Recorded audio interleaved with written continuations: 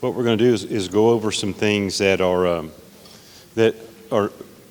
old news, and to some people it may be new news, but oftentimes when I'm meeting or talking with coaches and we've got a situation where something is not done like it's supposed to be done, I always hear, well, we used to not have to do it that way, or we used to not. And if you coach multiple years, you're going to see there's more and more and more responsibilities put on you as a coach. It's because you're working in the school district, and that makes the school district liable for everything. And when the school district wants to support athletics, there's many counties that cancel middle school sports in this day and age because of all of the responsibilities that go with it. So our district has been a large supporter for middle school athletics for years, and we want to continue to go that way, even though it gets more and more difficult. And I always hear from coaches, this is more and more stuff we have to do. We used to not have to do all this, but now we all have to do this. And then oftentimes I hear that the student athletic packet, I remember, the packet you give to students, the parent permission form, that packet used to be 3 pages, and now it's 11.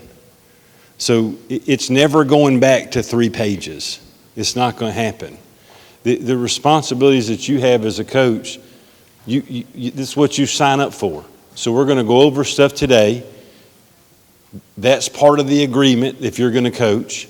And we expect everybody to follow the rules that we go over. And if you've got a question, you should ask. But the rules are there to protect you, to protect the district. The responsibilities are there to protect everyone. All right, so first up is TDE and student trip requests.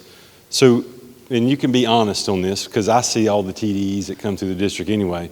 But raise your hand if you filled out TDE forms for the fall already. So if you look, there's no one's hand up. So let me tell you what TDE forms are. It's for when you are not working at your school site. So if you're assigned to Pryor Middle School and you go to work at Pryor Middle School, you're covered insurance-wise and you are on the job. But if you ever go anywhere else, it's your requirement to fill out a TDE form.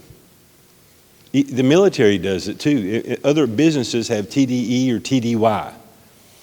And so anytime you leave and go on a trip to another school, you should have a TDE form filled out. And how you fill it out is you go to PAWS. If you don't have a PAWS account and you're a volunteer, you can get a PAWS account, or your school can say your athletic director can fill it out on your behalf. So everyone in here that's coaching a fall sport should have their TDE forms already turned in.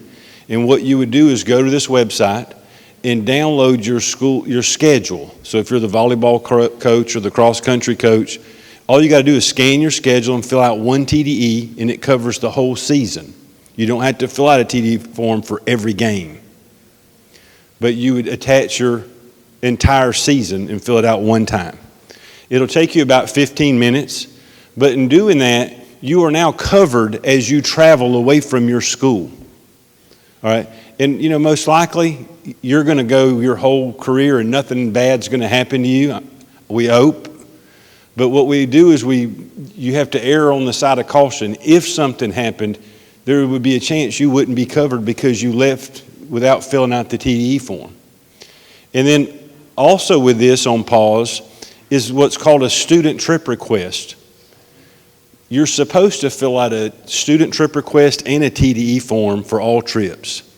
In that, the student trip request gives the students that you're taking permissions to leave your school to go to another school. So as a coach, it's our responsibility to make sure our students are covered, and it's our responsibility to make sure our adults are covered. And both of those forms do that. If you don't fill it out and nothing bad happens, and to me, that's why people don't know, they just don't know to fill it out, and they just don't.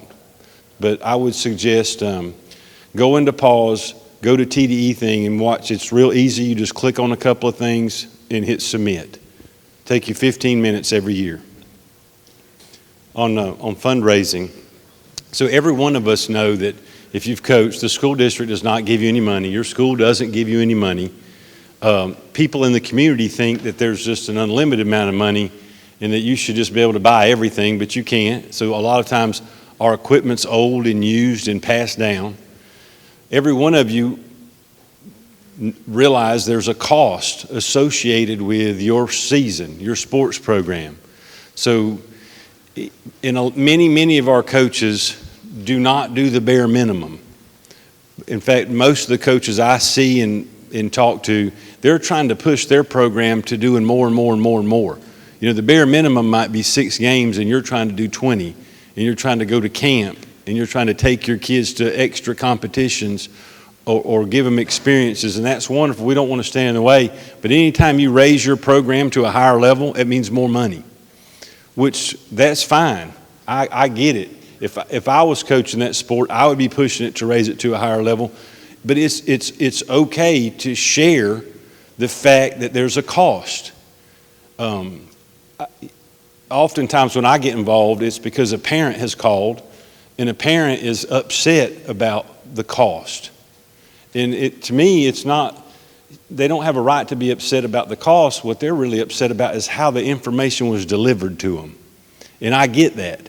Like if their kid goes out and tries out for a team and they make it, what can't happen is the next day they get a letter sent home that says, congratulations, your son just made the team and you owe $350 and make checks payable to, and it's due by Friday.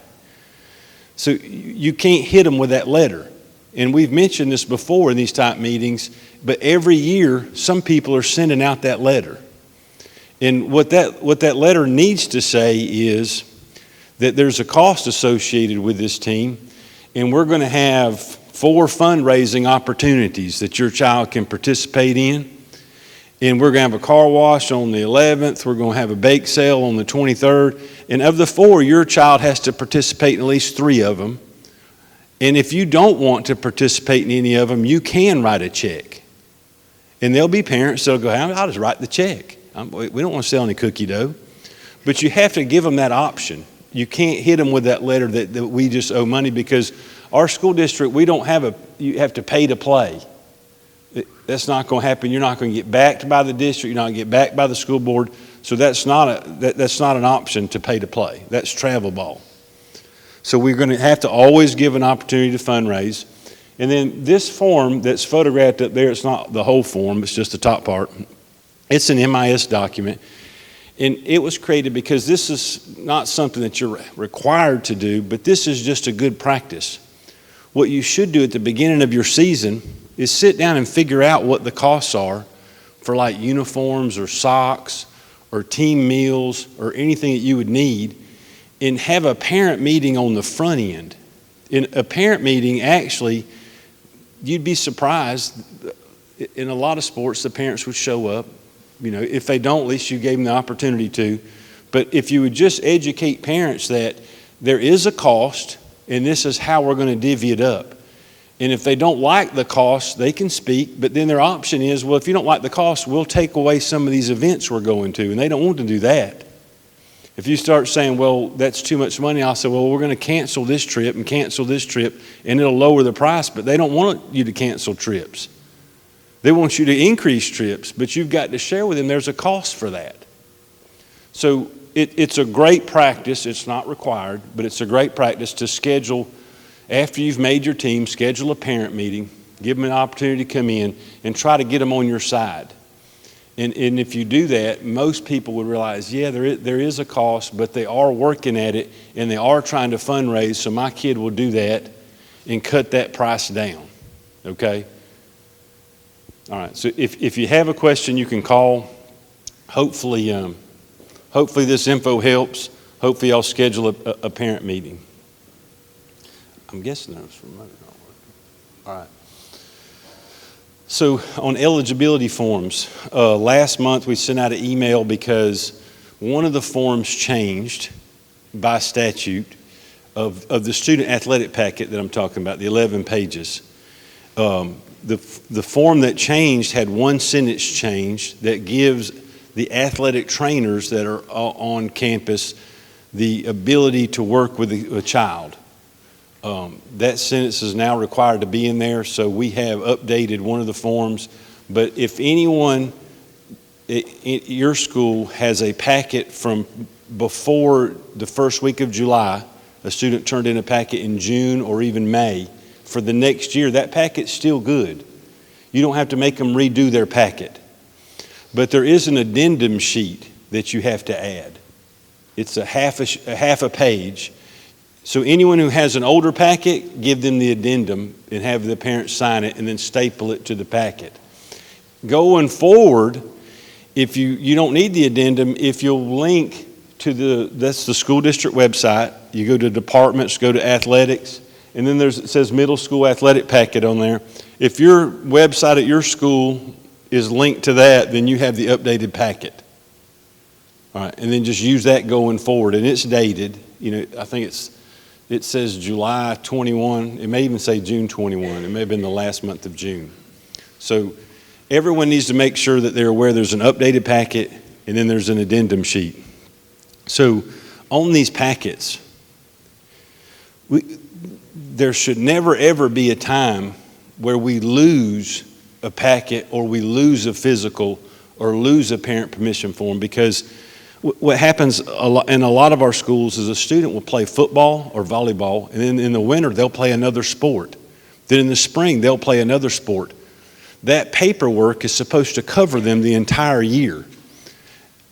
But every year it seems like we get the phone call that if they don't have a physical in December, but they had a physical in the fall, but we just don't, and the parent gave it to you, and now we've missed it or misplaced it. So my message to every school is you got to have a good system for paperwork. All right? To have no system is bad. But at your school, the system that can't be is everybody's out for themselves and everybody just, I got my kids, and if you ever want them, you got to come ask me. Then that's where stuff gets missing. What you need is a central location, truthfully, in one person that oversees your athletic packets, and then let everybody else have access to it. So I know that there's one school that they have a room that it's an office space, and they have a filing cabinet, and they have one drawer for the boy athletes, and it's every boy athlete in the school's paperwork, and the other doors are girl athletes, and right next to it's a copy machine. And the rule is none of these packets can leave the room. If you want one, you find your kid and you pull it out and you put it on the copy machine and make copies, and then put the kid's thing back, and then you just take the copies. And then that way the originals never leave the room. And that's a good practice. I've also seen at some schools where, all the schools should do this, is never take partial packets. If you're taking a physical one day and then you got to tell the kid to bring the other impact form back another day, then I can promise you your school don't have everything. Because there's no way you can keep up with hundreds and hundreds of kids turning in one piece of paper at a time. It needs to be a completed stapled packet. And then I know one school that they require the student or the parent to bring it up to the office, and the lady there is wonderful. And the parent will bring it in and hand it to them. And the lady will say, hold on, don't leave. And she'll go to the copy machine and make the parent a copy and give the parent a copy just in case there's an error. All right, and now the parent has a copy, and then they take the original and put it in a file, and she oversees it. And when coaches come in, they're not allowed to touch the filing cabinet because she's afraid they'll monkey that up. So she goes and gets the copies for them and gives it to them. But if you've got a system like that, that's perfect. That means that the spring coach, the coach that's coaching baseball or softball, they know that the paperwork's still going to be there. I've been at schools where we had the paperwork in the fall, but it got passed around and passed around. By the time you got to the spring, we were telling families, well, you got to go get another physical because we don't know where that one's at. And there's no reason that should ever happen. That's just poor planning. So just make sure your school has a system and you're being fair to all coaches, and we're not losing paperwork. And we should never have kids participating with partial packets. And it's happened. I think we've gone 3 or 4 years in a row where we've had kids with no physical that were out playing. And we've had, not last year, but the year before, we had a kid the parent marked that they requested the impact baseline test or a concussion baseline test. They check the form, and the kid gets injured and goes down, and they goes to the doctor. The doctor asks, and we look on the form, we go, yeah. So we went to go get the baseline test results, and the coach never did it. So just make sure that we complete packet, we're doing what we're saying, we're doing what our responsibilities are, okay?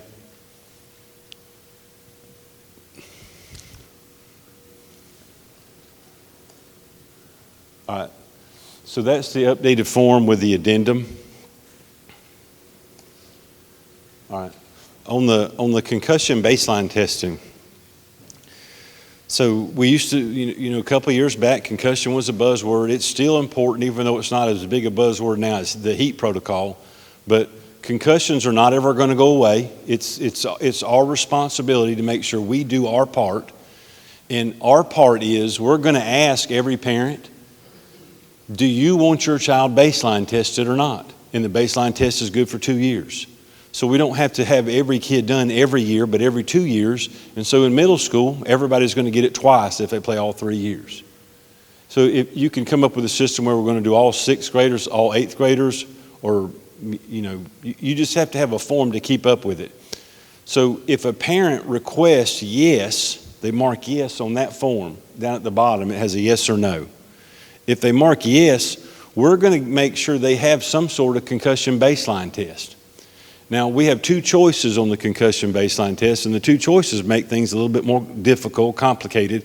We used to only have 1, but the reason we have 2 is the Andrews Institute now has created their own, and they offer it in the summer, in June.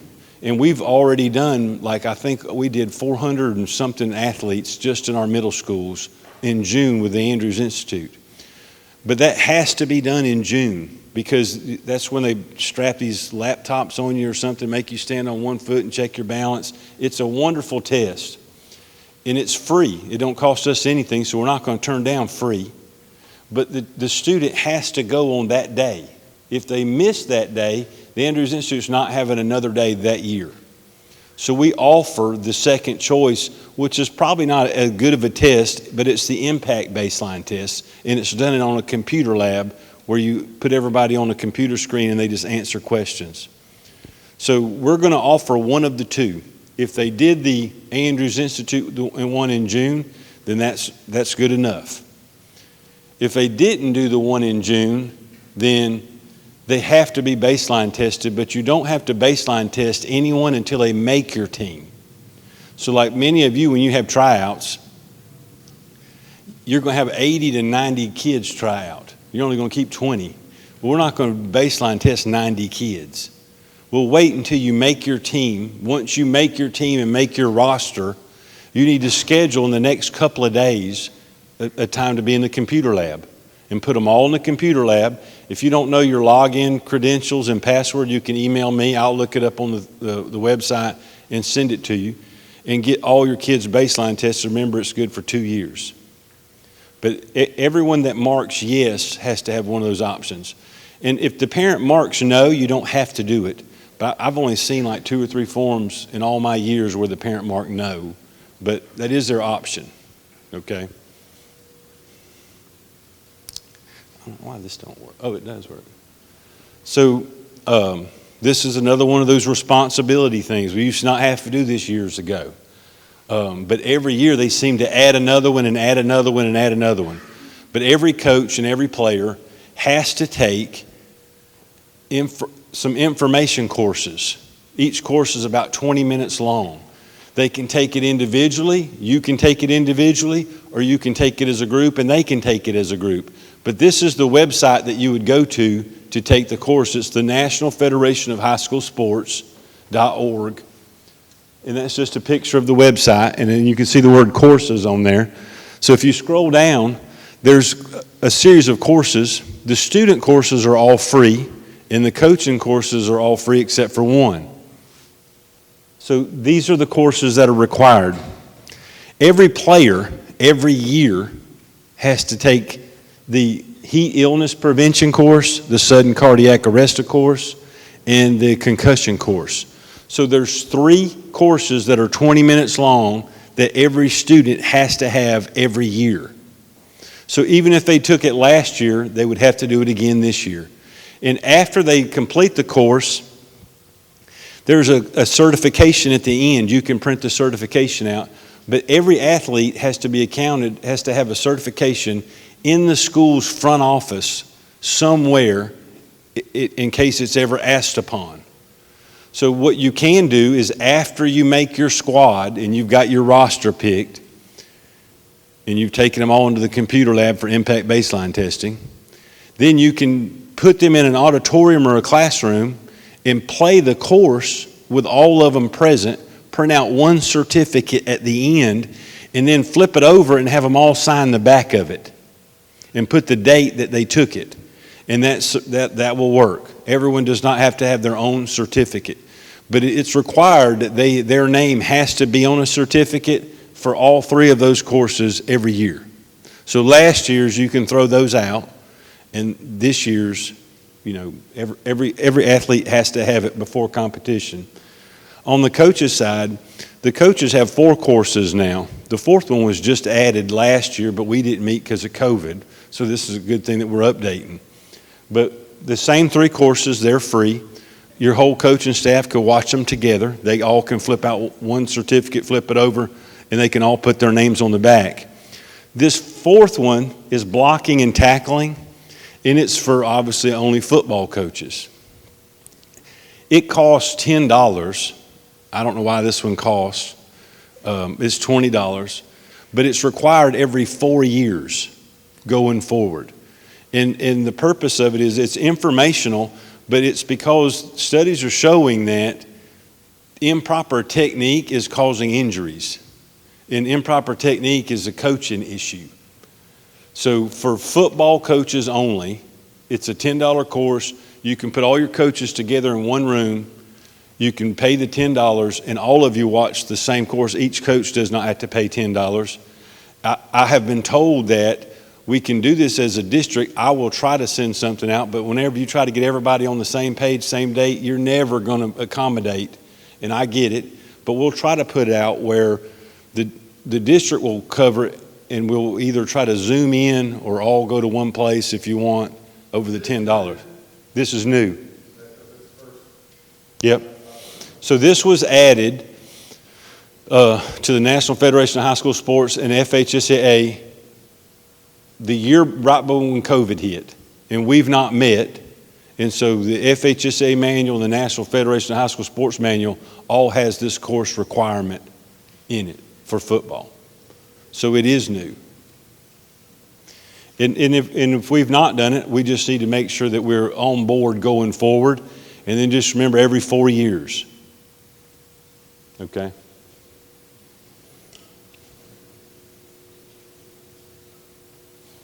All right, this is also new, is that going forward, through the Zach Martin Act, every supplemented coach has to be CPR AED certified.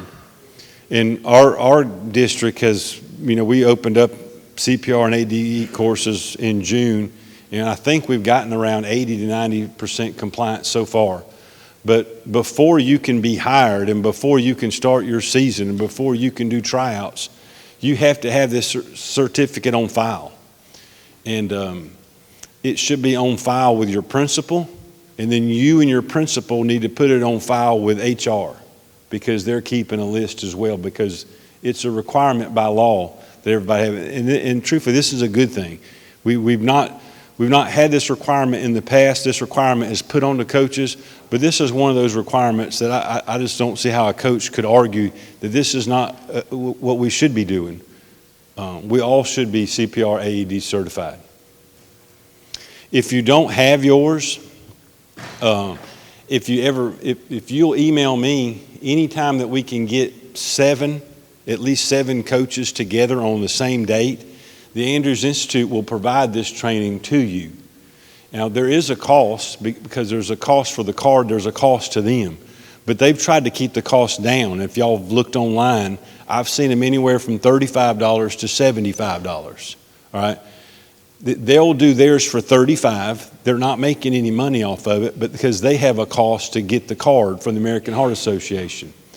But there's a rule for the people who are certified trainers, is they can't go over 7 students at a time. So as soon as 7 people have emailed me saying, Mr. Humphrey, we need to get our CPR thing, and I got 2 people at my school, I've put those together and emailed them. And so the Andrews Institute, I think, not last week, but the week before, had another one just for those 7. But what they won't do is, if one person needs it, they're not sending a trainer over for that one person. Because that trainer is on the clock for Andrews Institute. They're doing us a service by sending them over, and they will as soon as we get increments of 7. Okay? So if somebody doesn't have theirs and you're not coaching in the fall and you need it for the winter, if y'all shoot me an email, we'll start organizing that. But all our fall coaches should be good right now. All right. This emergency action plan, it's required by law too. And the emergency action plan is not new. We actually implemented this for those that were coaching, I guess, 3 to 4 years ago. And what this plan is I put a sample one up there. But we're required to have in writing a plan per sport. So every sport is supposed to know what their steps are for a serious medical emergency. A serious medical emergency is when a kid's on the ground and not responsive, not a twisted ankle, but like they're not responsive, not breathing. That's a serious medical emergency. Every coach is supposed to have a plan outlined and know the plan per sport, like where the AED's at, where the phone's at, and if EMS needed to be on scene, how would they get to you? If there's a gate to go through, if there's a locked door that they need to go through, all that should be written down by statute, so that it's a requirement that we have to have. What we can't have as a coach is coaching somewhere on a practice field, and we know we never want a student to go down, but if it was to happen, we can't have a coach say, well, where's the AED? Because that means we've not held on to our responsibility. You should know where they're at. You should take 10 or 15 minutes out of your practice time at the beginning of your season and have that discussion with your team and let them know that, look, we've got a plan in place. If something happens, that box over there, because I've been in schools where someone will go, oh, that's what that yellow box was. And yeah.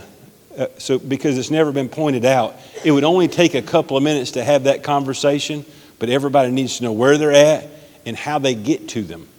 You can't have an emergency action plan where the AED's in the library and you're there after school at 4 o'clock, you're the only one on campus, but you don't have a key to the library. So then that AED does you no good.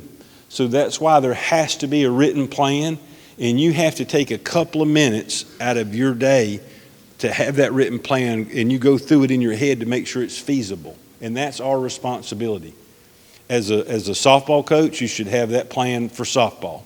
As the golf coach, you have a plan for golf. Cross country.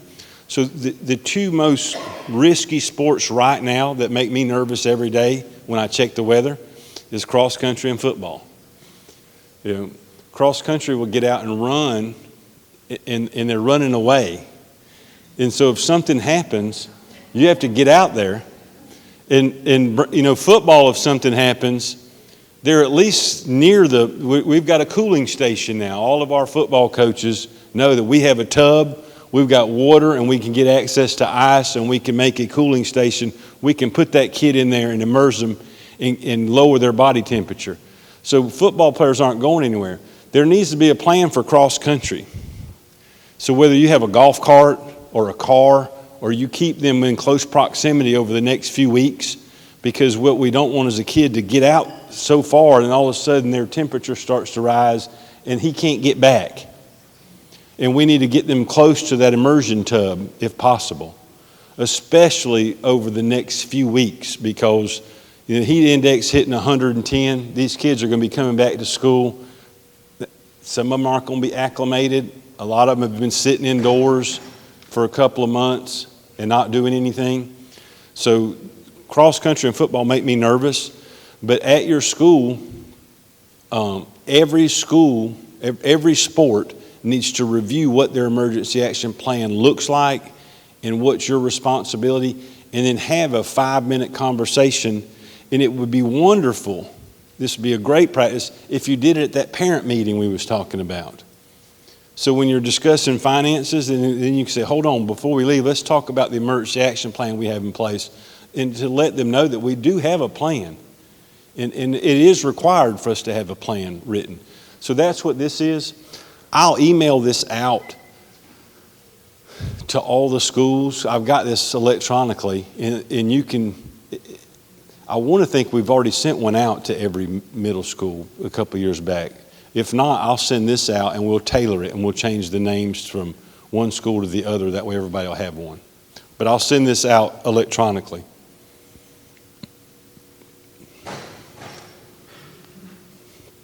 All right.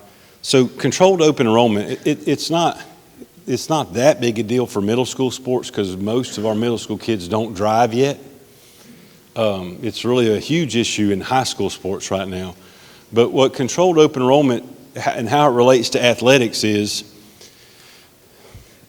the only kids that can play sports at your school are the ones that are zoned for your school, or a student that can get through controlled open enrollment. All right, those are all available to you. So this is what I would say to you as a coach is if a student comes to you and they're going to try out, but they don't attend your campus on a regular basis. It's a non-traditional student, which means they're homeschooled or go to a charter school or a private school, and they're wanting to play sports. What you need to do is say, hold on, don't do anything right now. Let me have your athletic packet and I'll check, but don't let them try out, don't let them practice, and let's look into it.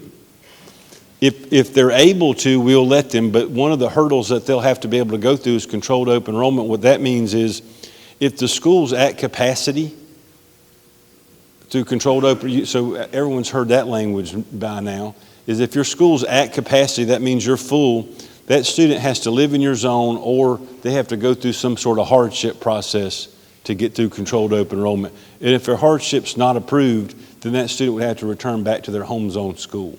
And that's through controlled open enrollment. So just don't take a kid just to be taking them. And we've had students who are non-traditional students that don't attend your school. They go up and give a coach an athletic packet, and the coach just takes it and says, "Okay, go ahead, get out there and start running." And they get them immediately participating without even following up, not realizing that kid gave 3 other coaches the same packet. So that's why we have to hold on and make sure that we've gone through the process, okay?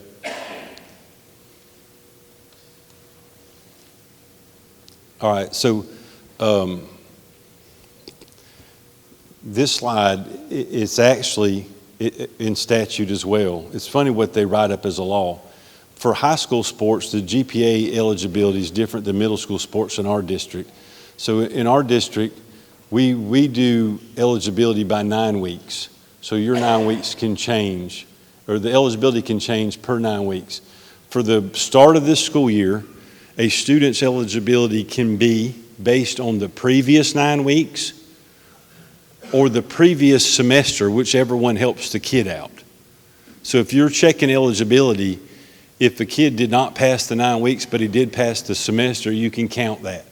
And that's a modification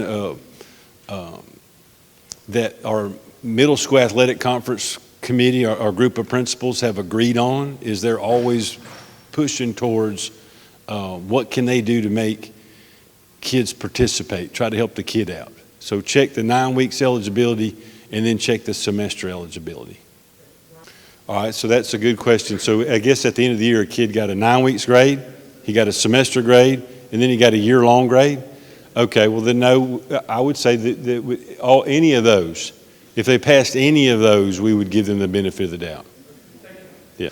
All right, so volunteers, as a coach, many of y'all are a coaching staff of 1, some of you are coaching staff of 2. If you've got volunteers out, what cannot happen is you can't just ask somebody to volunteer and they just come on out. And they just come on out and volunteer. there's a process that the volunteer has to go through. It's also required by statute. You can't invite a volunteer on campus and the district is not aware of who that volunteer is. Now, there's a screening process for all volunteers. You would call Debbie Tate's office at 5856.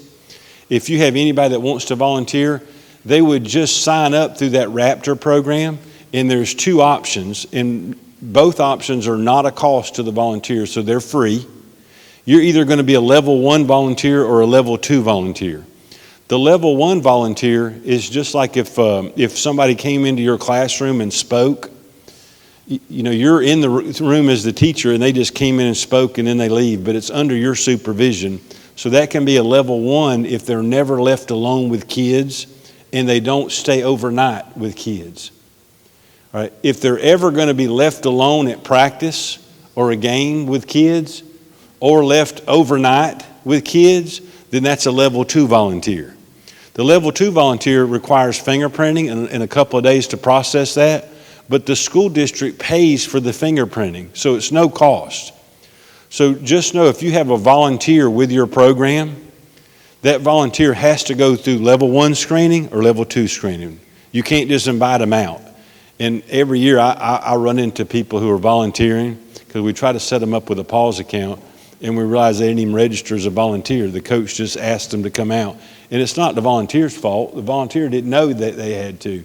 So as a coach, you just need to know you're responsible if you bring on volunteers. It's just have them register.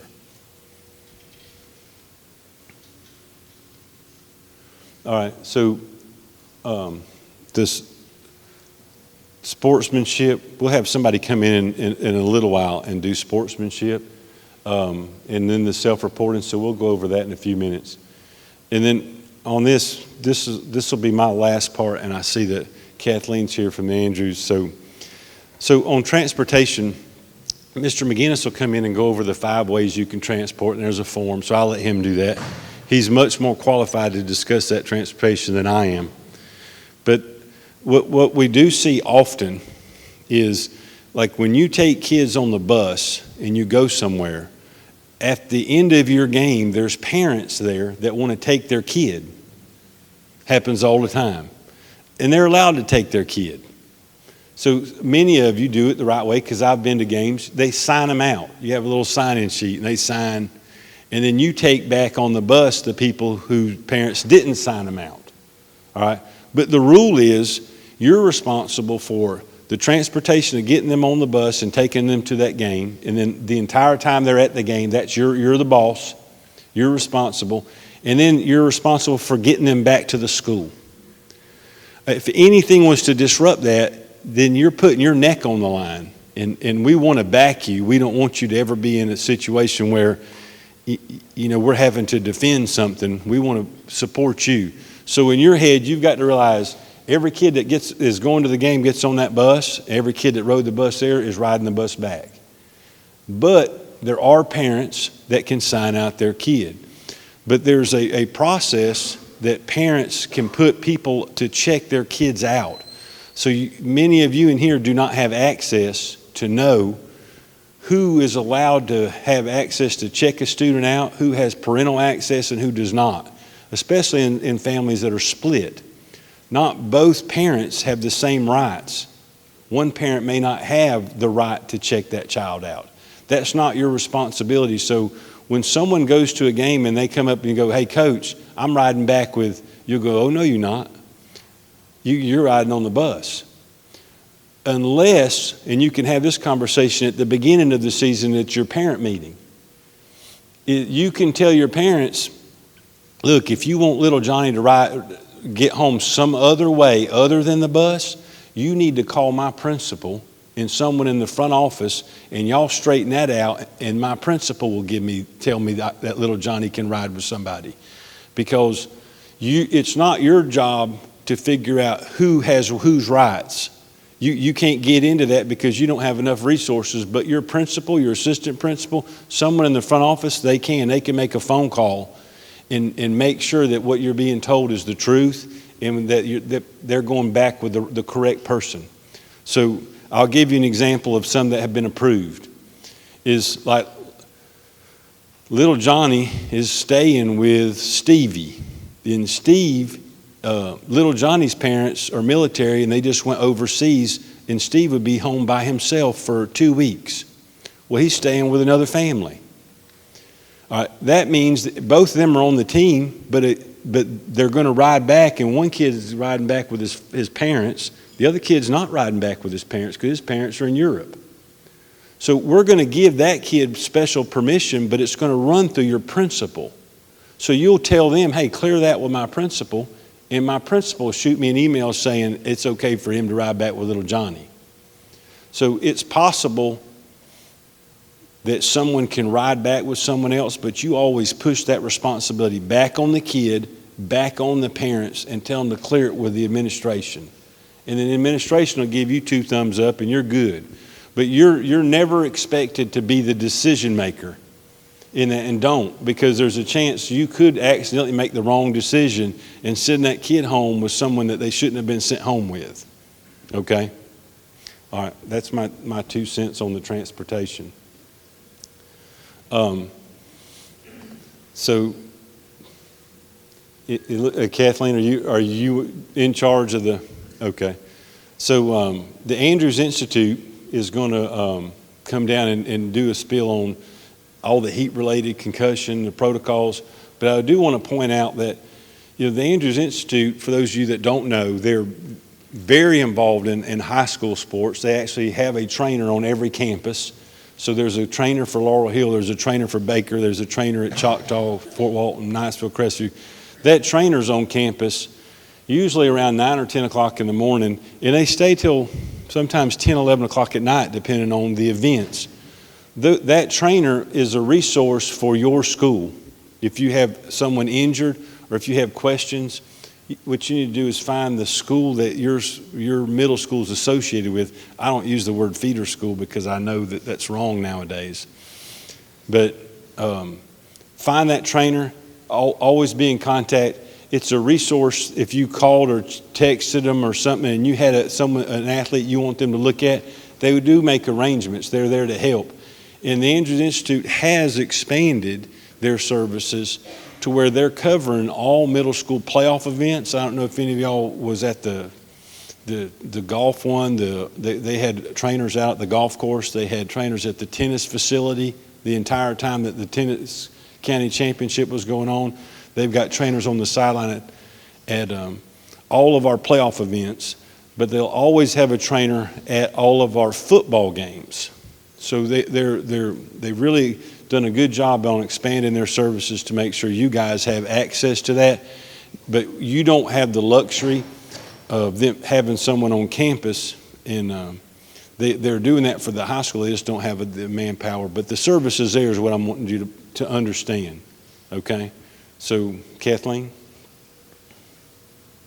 Hey everybody, I appreciate the opportunity to be with you here this morning. My name is Kathleen McGraw. I'm our sports medicine outreach manager at Andrews Institute. I've been with Andrews for about 12 years now, so served in multiple different roles, but really most of that has been with our sports medicine program. Really excited and passionate about that. I've got a group of fellow athletic trainers here with us as well. So again, we really appreciate the opportunity to come and speak to you. A quick show of hands, how many people have heard some version of this talk from us before?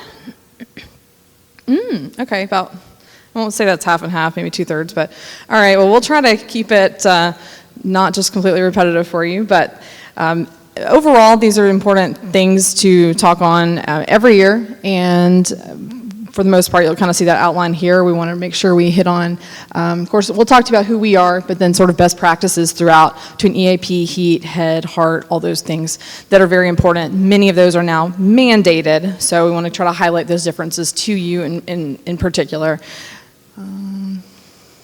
Overall, we, like Brian, appreciate the introduction, although you stole some of my talking points there. But we appreciate our partnership with the Okaloosa County School District, and we're really proud to be here working with you guys.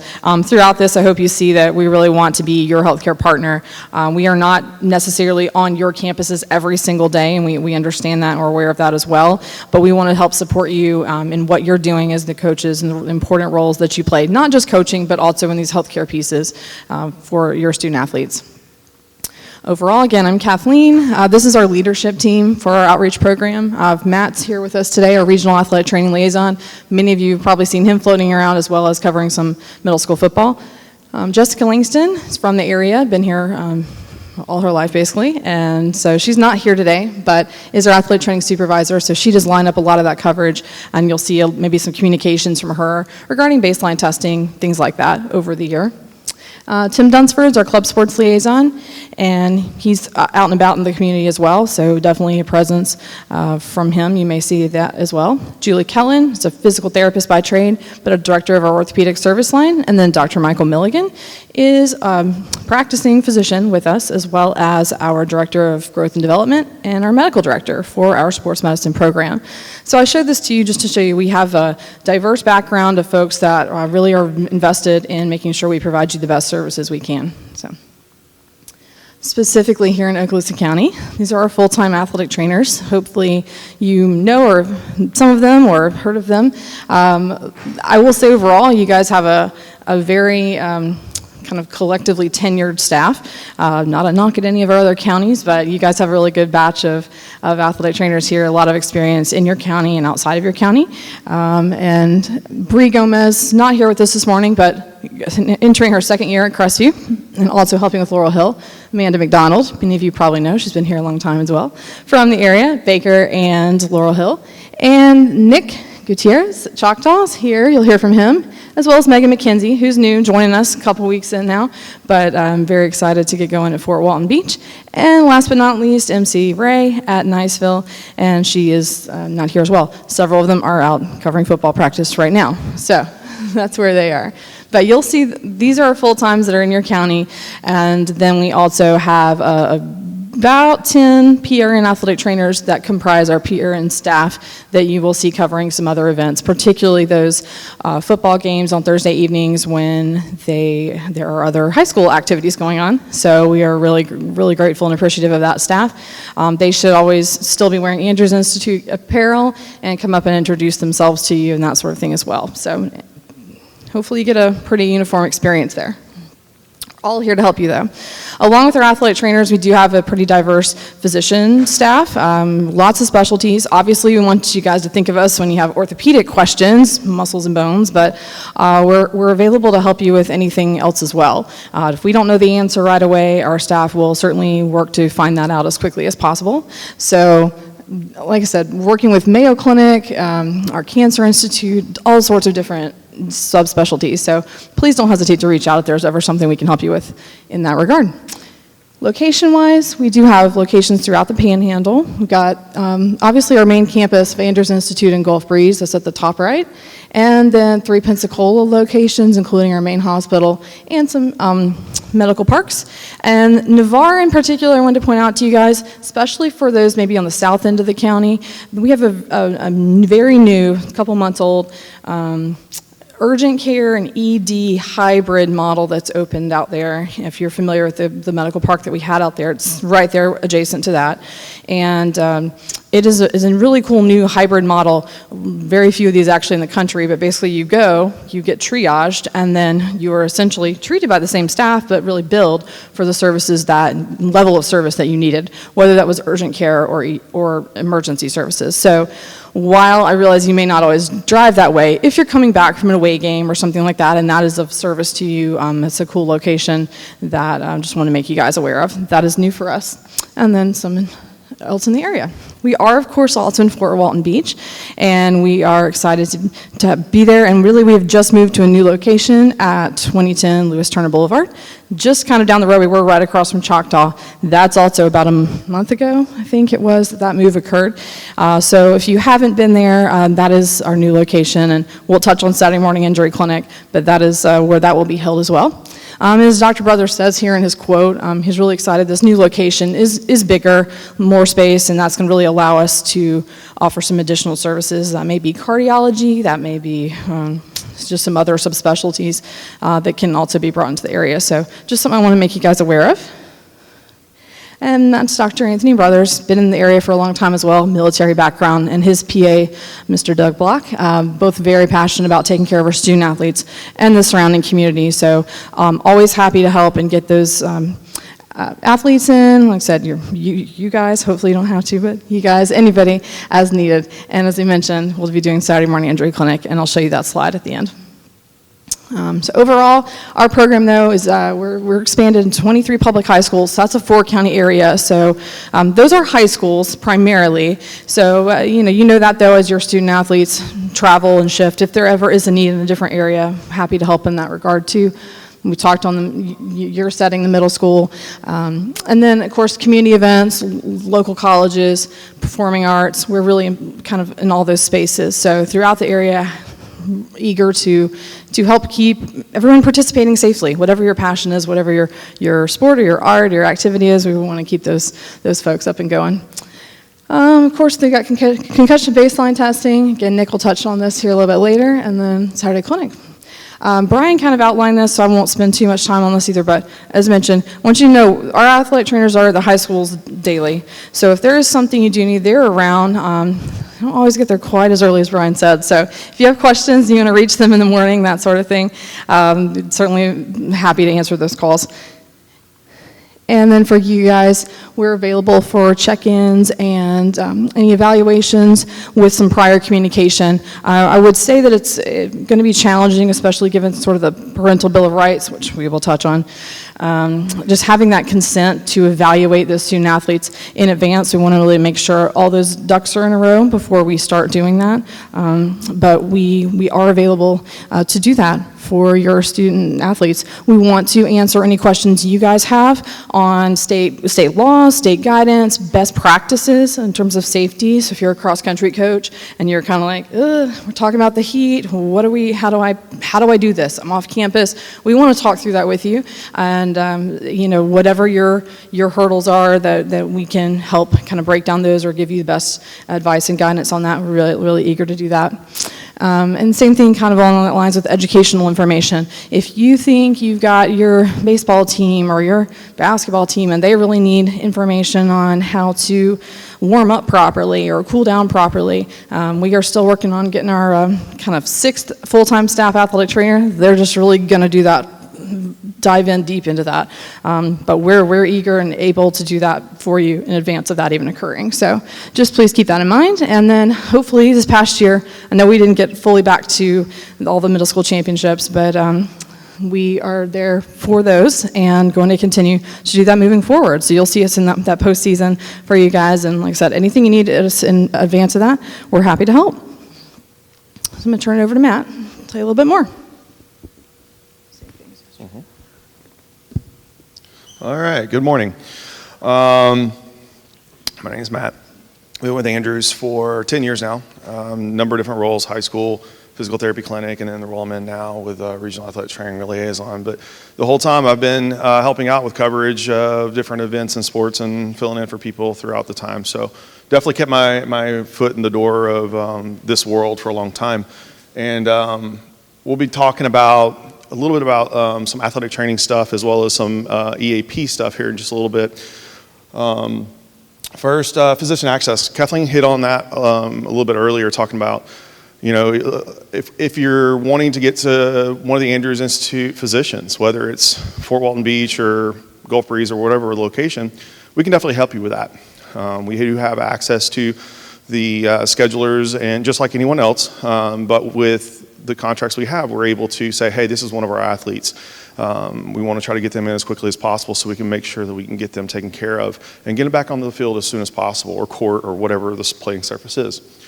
Anything outside of the Andrews and Baptist world really is hard for us to really communicate, much less get appointments for.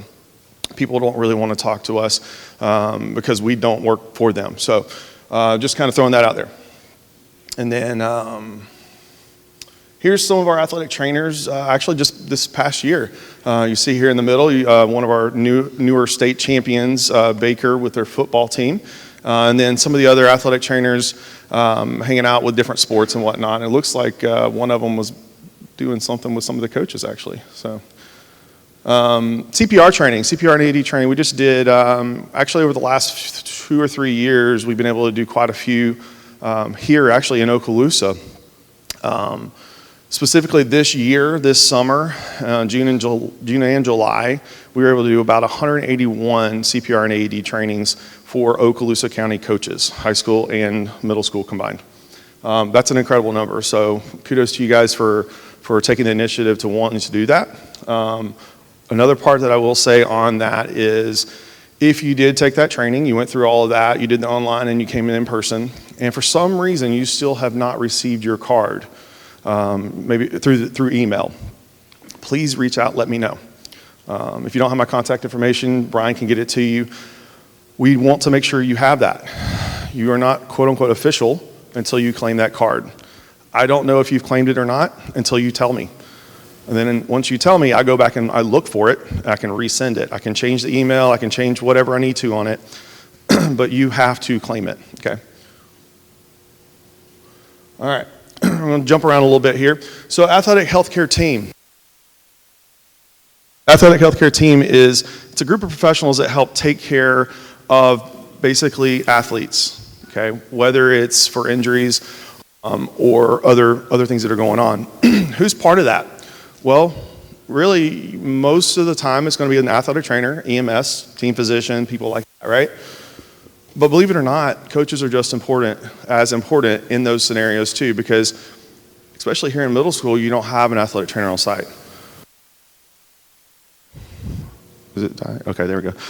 You're going to be the ones that are more involved on a daily basis at the practices and games and things like that. Much like what Brian was talking about, we're going to be there for middle school football as well as the county championships.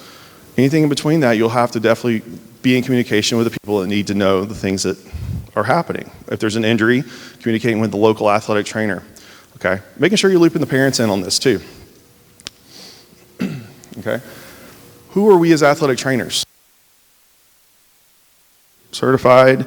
We are nationally certified as well as state licensed healthcare professionals that provide care for sports medicine type injuries. And sometimes emergency. I think it's dying. All right, so athletic trainers. Like I said, we're certified and licensed. We also are trained to, we work under the guidance of physicians, okay? So a lot of the stuff that we do in collaboration with our team physicians or our medical director to make sure that we're operating in the scope that we're supposed to be operating in, okay? And what are that scope? That's preventative care, emergency care, clinical evaluation, therapeutic intervention, and then rehab, okay? So it's a pretty broad type scope of things that we can do as athletic trainers. All right. Let's see. There we go. All right. Athletic healthcare team. When we talked about that just a few minutes ago, we were talking about who is that athletic healthcare. You as coaches are just as important as everyone else, especially here at the middle school. Okay, so making sure that, Brian talked about the different things that athletic trainers are at. So middle school football games, very important to let us know if there's changes in those schedules. Same thing with the county championships. Hey, today if there's a rain out, we're going to do it tomorrow. Things like that. So letting us know so that we can plan our schedules out appropriately as well. And if you don't have our contacts, Brian's our point of contact. Okay, so we can definitely make sure that we are all on the same page when all those things are happening. Okay, making sure you have access to emergency. They want to record it. I don't know. So access to emergency entrances and exits in case there is something that happens and EMS needs to be on site, okay? So make sure you have keys to those things, making sure you know where you can or cannot go into, all right? All right, emergency action plan. What is it? Okay, it's not just run for it, all right? It's actually a set plan, a blueprint of what we do in case of an emergency, okay? So what are things that we're looking for in this? We're looking for potentially environmental concerns, okay? We're looking for also off-season workouts, things that a lot of us don't really necessarily think about. So anywhere and everywhere you could be, practice or game, event, you want to have an emergency action plan for. Why is that important? Well, what if you're not there? What if one of your other coaches is there? You have a volunteer coach that comes in, right? You want to make sure that everyone knows what the plan is in case there is an emergency so that it can be taken care of properly. Okay? Need to make sure it's easily understood and establish the accountability for the management of emergencies. Who's in charge? Who do we need to follow up with after the fact? Okay? It needs to be comprehensive but practical, but also flexible for almost any situation that can arise. Again, we talked about specific to practice, game, and sport. What is or why do we need it? Well, we're following the FHSA guidelines here. So FHSA says in policy 43, all member high schools are to develop an EAP. Well, you're not a high school, but we've already established that you're following high school guidelines. So you would fall under that. Okay. So it needs to be developed, coordinated, reviewed, rehearsed annually. When do you do that? You can do it at the beginning of the school year, right before the season actually starts. Okay. Whenever it is that you can do it, preferably before the season starts, at least. All right. It needs to be a written copy on file, shared and posted at each venue. You don't need to be the only one that sees it. You need to share it with other coaches. You need to share it with your principal, your AD. Everyone needs to be involved with this process and doesn't need to be just kept in a binder. Okay. Needs to have contact information for emergency personnel as well as the facility address, the location and contact information. If you've ever called EMS, one of the first things they want to know is what's the address? Well, I'm not really sure, but, I'm on the field over here by whatever street and da-da-da. You start trying to get them there and eventually they'll get there, but if you can give them the address, that's going to be a lot quicker for them to access that. Okay, even if you say, we're at 12345 so-and-so drive, the baseball field right behind this, it gives them so much more information than to go, okay, I know roughly where Davidson Middle School is, I know roughly how to get there, but where exactly are you again? Never been there. Okay. And then again, making sure you have access to any lock gates. Content, on-site emergency personnel team. In your situation, it's going to be you. Okay. Any administrators, emergency communication, so emergency numbers, if there's anything outside of 911. Some of the schools we've worked with, if you call on a landline, you have to dial a specific number, okay? So knowing those things, if that's the case. Emergency equipment, do you have anything on site? An AED, that's one of the most important pieces, right? Okay. Maps and venues, things that kind of lay things out. What if it's somebody in the community is borrowing your field for a day? All right, and then there's emergency happen. Well, if their EAP is posted, they can always go over to it and refer to it and go, okay, this is what I need to do to enact the emergency response. Okay. Sending someone with a student athlete. Okay. And then making sure they have all the information they need for the parents' contact, the PPE, things like that. Okay. Here's an example of the venue maps, and I believe that we've given a couple examples to Brian to help share to you guys to help develop these. And if there's any questions along that process, feel free, you can reach out to us and let us know. We're happy to help, but at the same time, these locations way better than we do, okay? But we're happy to help talk through that process. As you see on the one on the right, you see the red lines. Those are just showing, hey, this is where EMS would come if they had to come into a specific gate or something like that, okay? What does that do? Well, that tells the people that are on site, hey, this is where we need to put people to wave the EMS in. I mean, just because you say, hey, it's come to the north gate on the west side of the field, they don't know where that's at. But if you put two people, one at the road and then one over here by the gate, they know where they're going. Wave them in, okay? Emergency equipment, AED. So with an AED, you want to have that on site, especially if it's a cardiac emergency. You want to have it on site in less than 3 minutes. Okay, so having a plan for that, making sure you know where those AEDs are on your campus location. I know there was one of the schools we were talking to, their athletic trainer recently, and they just changed some of the locks in I think it was the front office. None of the coaches had the key to the front office, and that was one of the AEDs they planned on using if they ever needed to use it. So they had to remap the whole thing and go, okay, well, where's our other alternatives?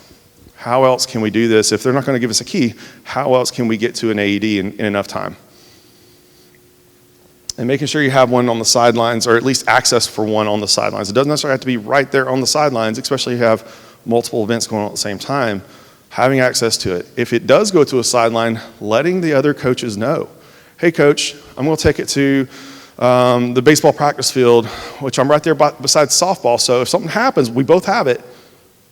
But making sure they know about it. Don't just take it, because if somebody goes to get it and it's not there, we just wasted some time. Okay. All right, so we have the AP, we're good. It's a living document. Things change. Construction happens. Coaches change. Maybe the address changes, who knows? Okay, you gotta evaluate it and check it periodically to make sure it's most up to date, so that it helps accomplish the goals that it's supposed to accomplish. Okay, all right.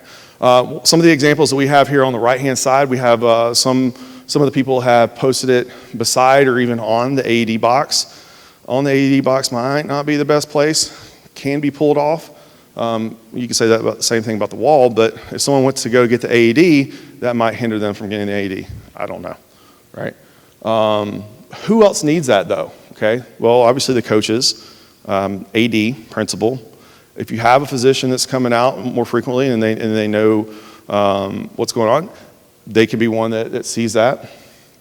Any other administration, EMS. We've, in a number of our counties, not all the counties, but a number of our counties, we've worked with EMS to say, hey, here's our EAPs for the schools. Some of them say, hey, yeah, that's great. You just keep that. We actually had some other ones that go, hey, yeah, that's great. We need that. We're going to put that, give us the digital file. We're going to put that in our computer system so they can pull it up in case they ever need it. So, good to know. And make sure it's displayed at the venue, okay? So if you practice at a different place than you play, you definitely, again, you want a EAP for both sites, but you want it posted. You don't want to just put it in a binder and forget about it. You want it available for anyone else to use in case it's needed, okay? Access, again, locked doors, construction that's maybe happening, parked cars, parked vehicles, things like that might potentially block entrances. Do you have a backup in case somebody is blocking that entrance? Okay.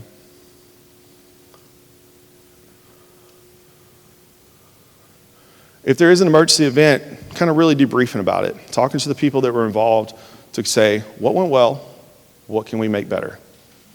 And if that's something that you need help with, again, we're happy to help you with any of that process. Okay, anytime that we have an emergency event, our athletic trainers will debrief with those people, whether it's EMS, a physician, another athletic trainer, the coaches, whoever it is, whoever's involved with that. We want to know, what can we do better? How can we make that better?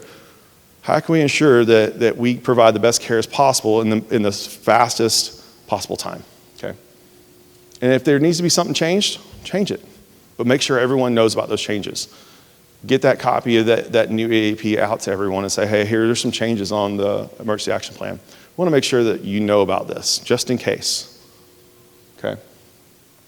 All right, so don't just hang it on the wall or just put it in a drawer and forget about it. It's a living document, and it really can help save lives. And talked about a couple of different examples with, what if it's not your team that's practicing, maybe it's another team. Okay, it really can help save lives, especially if there is an emergency, because sometimes we just kind of get into that mode where it's hard for us to keep our thoughts trained, whether we're an athletic trainer, EMS, or physician or coach. Sometimes we need something that we can just look at and go, here's what I got to do. Okay, so anything that we can do to help make it better, that's all the better. I'm going to pass it off to Nick. Thanks, Matt. All right, good morning, everybody. My name is Nick Gutierrez. I'm the athletic trainer at Choctaw High School. I've been there, we'll be starting my 4th year there and 7th year overall as an athletic trainer. So these next chunk of slides, we're going to go over a little bit of general medical stuff and some of the leading causes of death in athletics. Okay, so these are some really important slides. I know you guys, before your seasons, go watch the videos on concussions and heat illness and stuff like that. But, since we are mainly in the high schools, I encourage you guys to look into some of this stuff after so that you can recognize signs and symptoms of some of these injuries that can happen with the head, concussions, heart, heat illness, and all that, just so you're kind of more ready to go and can recognize in case that situation happens. All right, because some of it's going to happen, okay? So general medical, this is the stuff that is not orthopedic type injuries, all right? Not your ankle sprains, hamstring pulls, stuff like that. It's more illnesses, sicknesses that some of your athletes might have. So of course, every athlete has to go through a physical before they start playing. So it's real important to kind of review those and see what athletes you have that might maybe, have asthma or something like that, just so you can help them out, for their practices. If a kid has asthma, making sure that they have their inhaler available or accessible in case they need to use that. All right, so it goes back into the whole communication thing, EAPs, being prepared, and knowing what your athletes have these type of conditions. Okay. So with that as well, skin infections, things like that. Hopefully, we're already cleaning a lot in our weight rooms, in our facilities with COVID, being a thing. So it's important just to make sure you guys are wiping down your benches, okay, your weight racks, tables, benches, anything in the weight room or in the locker rooms, okay? So we actually have some documents that give you guys recommendations for certain cleaning items. I'm sure you guys got plenty of that at your schools already, so just make sure we're using them and having the kids help you guys out as well, wiping their own stuff down and just keeping everything clean, okay? So I'm going to talk about the heart and the head, okay? Then we'll get further into hemoglobin and heat. These are the 4 leading causes of death in athletics. I know this is high school there, but it also applies to middle school and just kind of youth athletics in general, okay? So it's kind of hard to see up there, but we have a differential diagnosis chart. So as you can see, we have head injury, heat stroke, cardiac arrest, all that. You can tell that a lot of these things have similar symptoms, okay? So that's why it's important to kind of recognize which ones are more associated with each other, and also getting a history of how things happen, okay? So for example, like with a concussion, if a kid comes to you who's a little dizzy or has a headache, but they don't have a history of hitting their head, maybe they're just a little dehydrated, maybe it's hot outside. So you can kind of eliminate maybe a possibility of a concussion or something like that. So it's important to get a good history with your athletes, talk to them, ask questions, don't be afraid to do that, just so you can get a better idea of kind of what's going on. But a lot of symptoms there, so kind of, like I said, educate yourselves on it so that you know them a little better. All right, so heart. It's the most common cause of death on high school campuses, okay? Mainly in males and African Americans, and in the sport of football and basketball, okay? In the past couple years, we've had 3 incidences where we've had a student athlete collapse on the field or on the court. All those turned out really well. One specifically we had most recently, it was on a Saturday practice. It was a club sport at the school. Athlete collapsed, and the coaches did a really good job of activating their EAP, getting the AED on the kid, and were able to kind of revive him and get him to the care he needed further. So again, that just goes back to planning, prepping, getting those EAPs, making sure that everybody knows what they need to be doing when an emergency situation comes around. Okay, so it's real important there. These are the symptoms. Again, exertional chest pain, syncope, which is the feeling of fainting. All right, unexplained seizure, shortness of breath, agonal breathing, okay, that's that kind of gasping for air. So if you have an athlete that just suddenly collapsed and, for really no reason, and they're having that trouble breathing, we got to assume that that's a sudden cardiac arrest type deal, and we need to get an AED over to them as fast as possible, okay? So just, like I said, recognizing. All right, having those AEDs available, it's required now by the state of Florida that every athletic event, practice, venue has an AED there available with you, okay? We have them all at our high schools. We have multiple. I'm sure you guys in the middle school will have a few as well. I'm not sure how many, but it's going to be, again, communication with other coaches, AEDs, because sometimes there's multiple sports going on at one time. So we need to know where an AED is and where to access that, okay? So the goal is to get it from 1 minute from collapse to shock, okay? That's kind of the gold standard that we want to hit.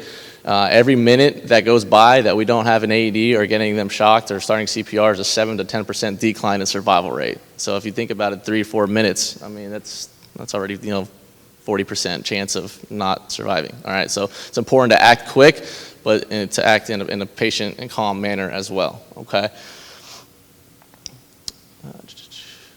So that's what I was just saying before about how it's required now. I know FHSAA is more high schools, but it's also just the whole state law for Florida, just to have those AEDs and accessible at your events. And as well with this new Zach Martin Act, we'll touch on that here in a little bit.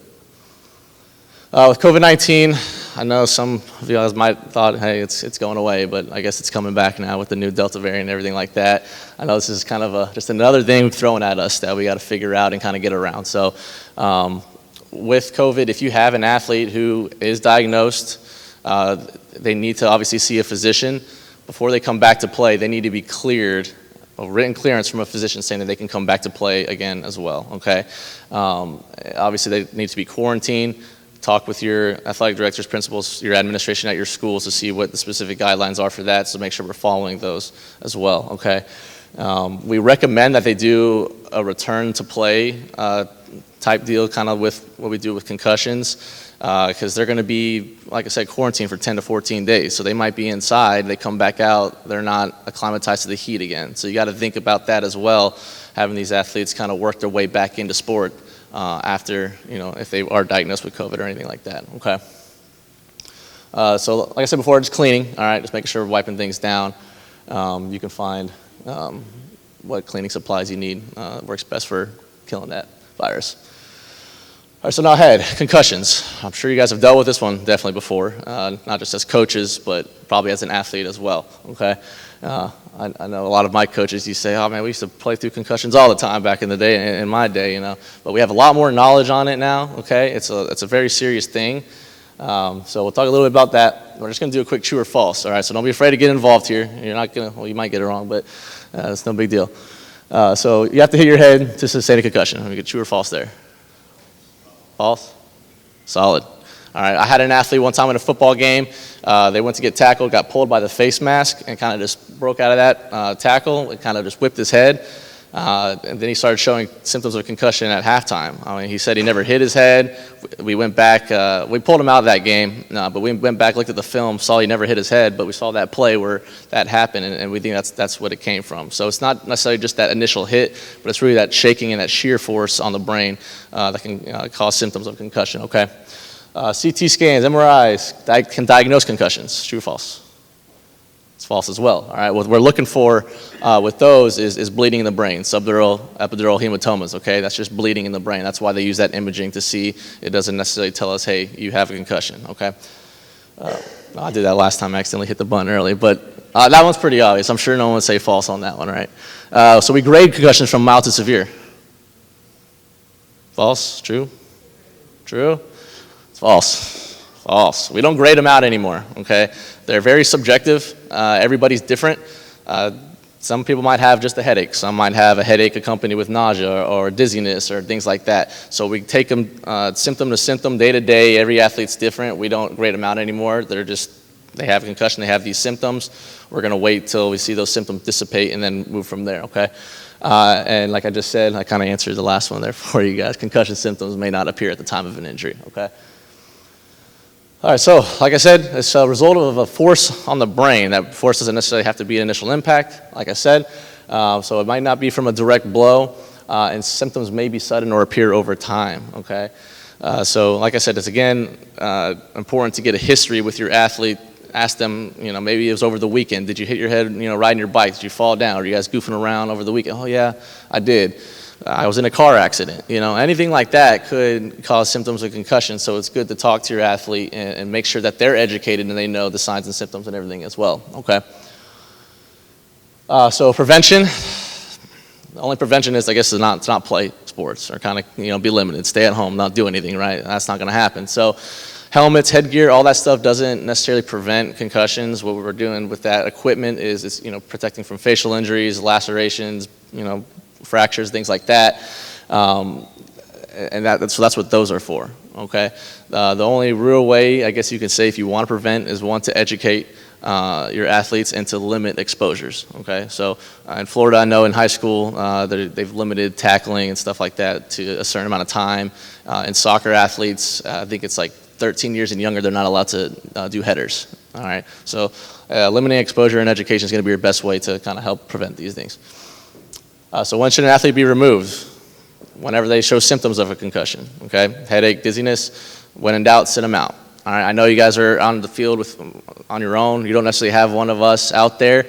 So if you're not sure, let's just pull them and wait it out and see how it progresses and see how everything goes, okay?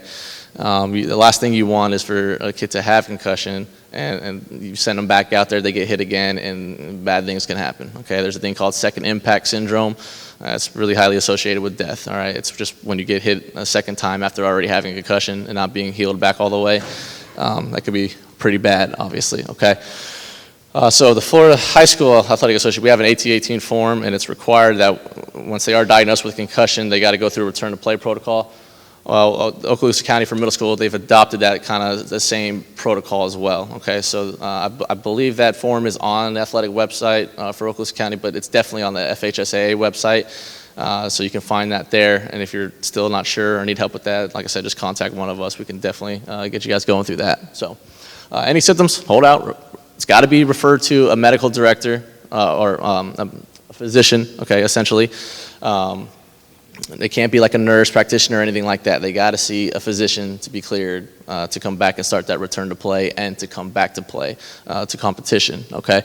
So it's really big to communicate that with parents at your parent meetings, all right? This is probably one of the most important things you can tell them, because what you don't want is to send them to their doctor, their primary care, they see a nurse practitioner, they come back with this form and it's not legal. Okay, and then it just delays the process of getting them back to play in a safe manner. Okay, and we got to keep those on file for 7 years. So for athletic directors that are in here or any admin, we're making sure we're keeping those AT-18s, those protocols on file. Okay. We also have a return to learn. So this, if an athlete's not able to make it through a day of school, they're probably not ready to start a return to play through exertion. Okay, so this is a good kind of protocol just to kind of go through. It's essentially, it has 4 steps there, but it's essentially getting them going through a full day of school without any return of symptoms. And once they do that, then we go, okay, now we can up the protocol. We can get them to move in more activity type stuff, get them doing on that protocol, which is right here. All right, it's a 5-step protocol.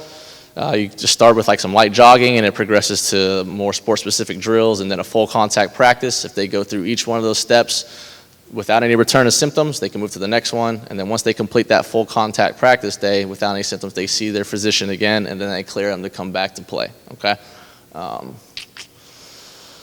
So what we do over the summers is the concussion baseline testing, okay? I'm sure your parents have been calling us about it. They've probably been talking to you guys about it, how to set it up and all that. We did 1,000 this year, this summer. Normally we hit about 1,500 to 3,000 kids in a summer we get tested, okay? So it's a real good test to kind of get a baseline of each athlete's memory, cognitive skills, reaction time, so that if they do get a concussion, then we can go retest them and compare it with their original results to see how they're recovering, if they're ready to come back to play. So it's not like a diagnosing like you have a concussion if you do bad on one of these. It's just another tool to help us get them back to playing safely, okay? It is required in Okaloosa County that every athlete has one. The CSB Logics, we've finished that one for the summer, but there's also the impact testing that you guys can administer to them on a computer. So questions about that, feel free to ask us as well if you need anything with that. But it's pretty simple. So I think that's it for me. I'll have Miss Amanda McDonald here talk about the other H's. Thanks. There you go. Thank you. I'm Amanda. I'm at Baker, and I cover Lower Hill also. I've started my 2nd year there, 12th year altogether. So back to the concussion baseline testing. If your athletes had that with us this summer, just email the athletic trainer or call the athletic trainer that is associated with your school, and we can get you a list of those athletes that have already had it before you do the impact test with them.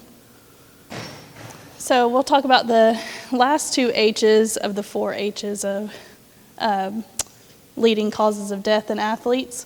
Hemoglobin is one that we don't talk about very often. The sickle cell trait is something that an athlete or that a person is born with.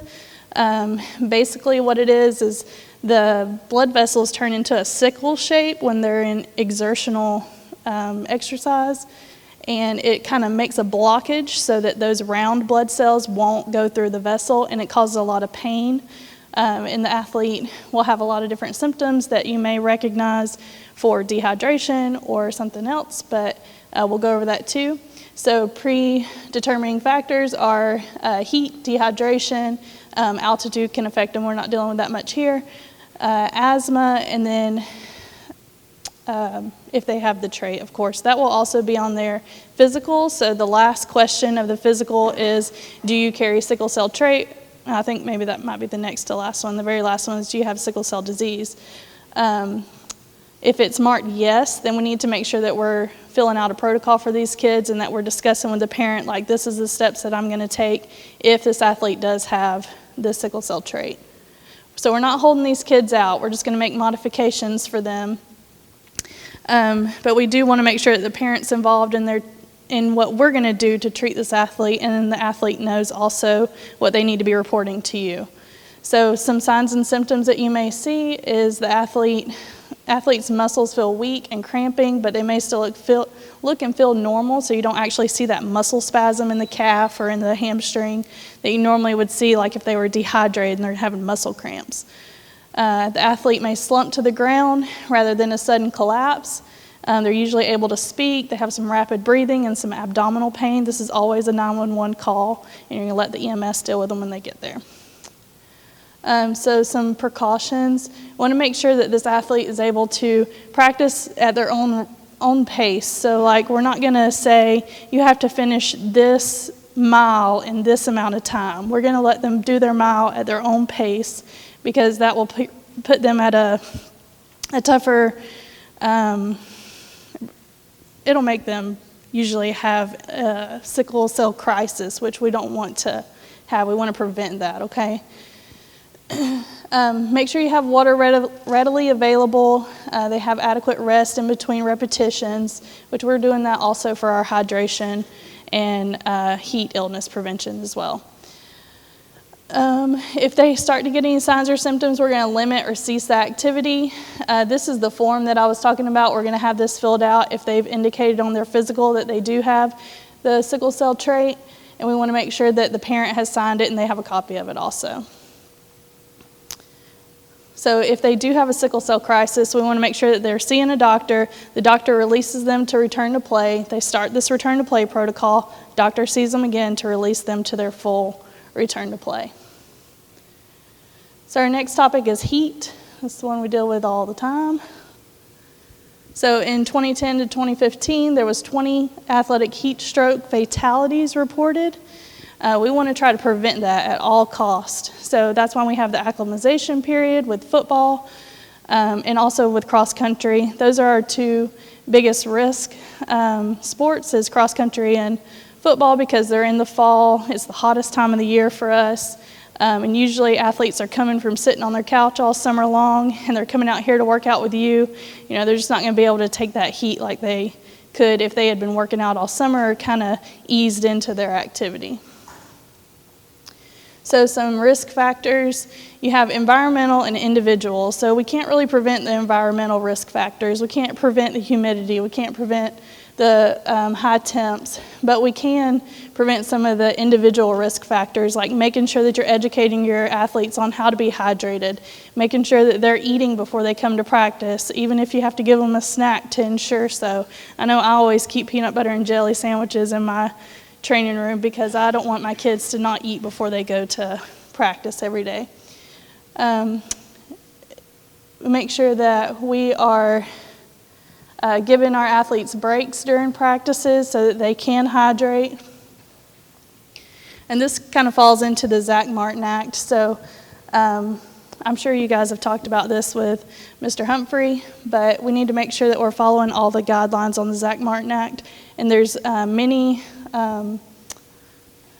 there's a lot of things that they suggest that you should do to prepare for this heat illness. We don't want to have this happen at our school where an athlete dies from not being prepared, not having the right hydration station, things like that, and paperwork before they start playing.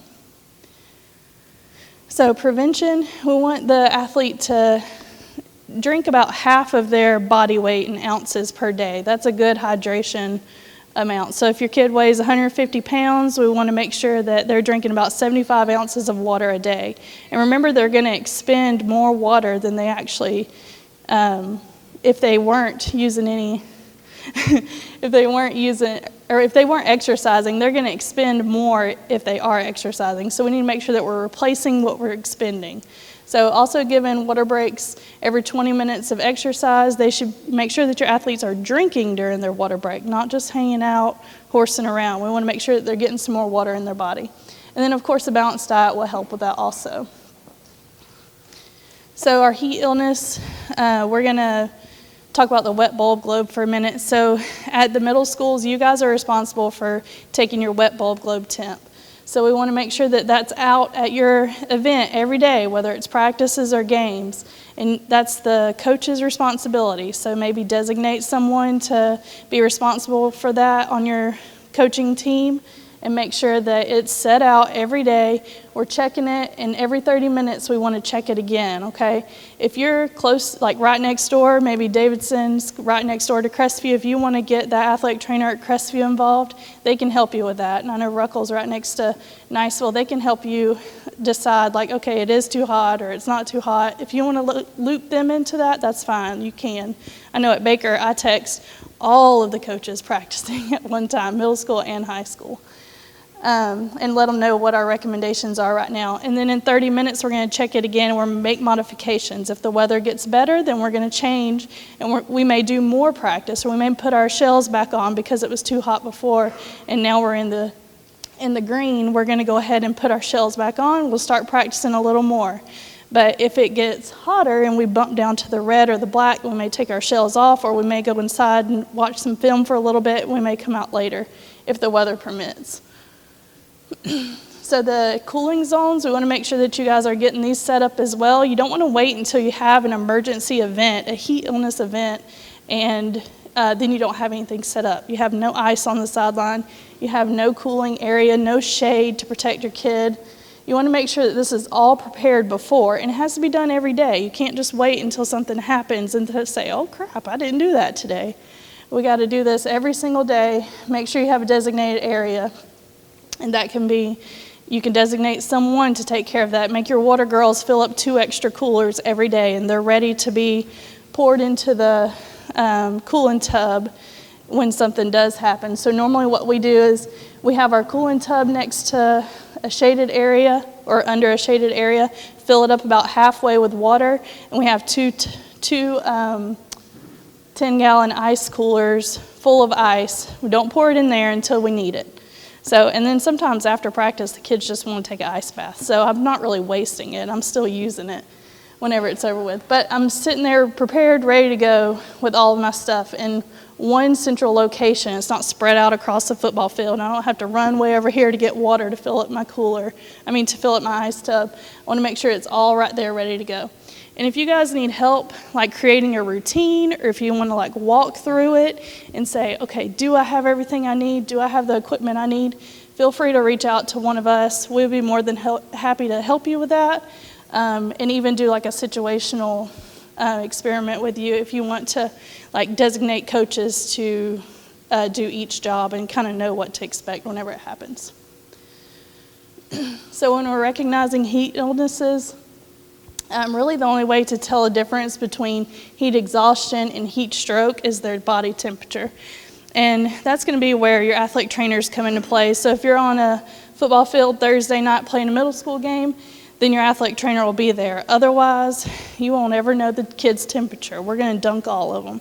So they're all going in the ice cooler until EMS gets there, and then EMS can decide what to do next. If you have an athletic trainer on staff, the athletic trainer is going to check the core temperature with a rectal thermistor, and then we'll decide when the athlete is ready to come out of the cold tub, because we want to make sure that their body temperature gets below 102 before we pull them out of the cold tub. It's the most important part, is to cool them.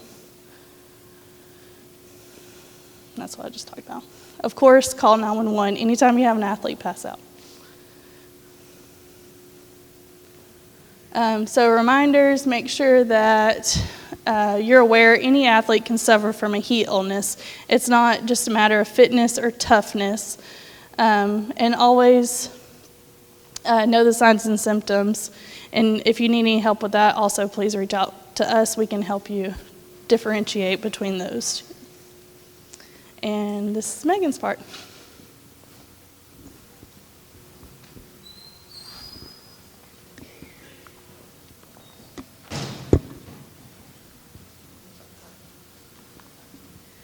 All right, so So the last part of this, at least from us, is about weather and lightning. So as you can see in this chart, lightning can hit anywhere in the country, but clearly Florida is a place where lightning hits a lot. It's one of the epicenters. So as coaches, you need to be prepared for weather and how to handle it and anything that could come about with weather. So in 2016, the National Weather Service reported 38 lightning fatalities, and 9 of those occurred in the state of Florida. And most of those occur on open fields, ballparks, things like that. So most of them occur in large open spaces where athletic events are occurring. Again, just another reason to be prepared.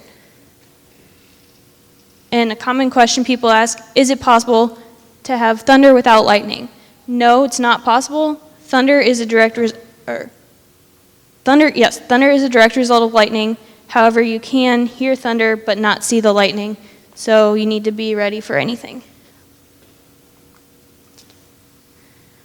Another thing you need to remember at events, it's not just the football team, it's not just the soccer team, it's not just the tennis team, it's the cheerleaders, the dancers, the spectators, the staff, the administrator. Everyone involved needs to be aware and needs to be able to evacuate in the event of severe weather. At our high schools, the PA announcers are given a script of what to say, and it should include safe places to go for evacuation. And safe places typically are some sort of building, but staying away from electricity, plumbing, anything like that. So field house, gymnasium, library, places like that. Things like dugouts, covered batting cages, those are not considered safe places because they're not fully enclosed buildings and lightning can still come through and hit someone. Also, another safe place, if there's no buildings close by, encourage teams to go to buses, spectators to go to vehicles, things like that, because those are safe places to go during lightning. And then one other thing to remember is that when severe weather does hit, you have to wait 30 minutes until after the last strike of lightning to resume participation in an event or practice. So if you get to minute 29 and there's a new lightning strike, unfortunately, your count has to start all over. So you can't go back, obviously, until 30 minutes is cleared and all strikes are done.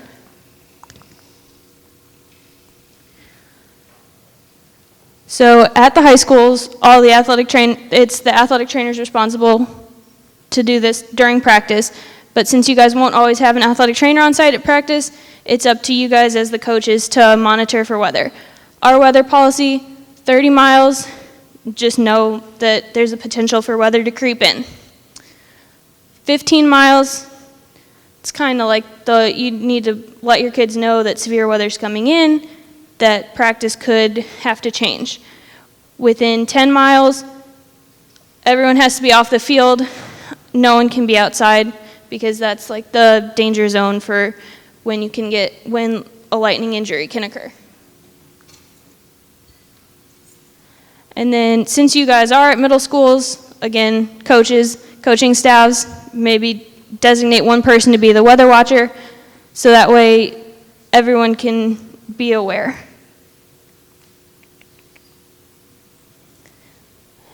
At all of your schools, there are earth networks, which are lightning detection systems, and they're provided by the county. Basically, they're there for peace of mind and to help you guys be aware of the threat of weather. They're basically a loud horn that sits on top of your building, and they give you clear instructions for what to do. One horn means lightning is within 10 miles. Everyone needs to be cleared off the field. And it'll let you know, so obviously you can be aware. And once the horn goes off, once there's 3 loud horns, that means lightning has cleared the area, practice, participation, competition is clear to resume.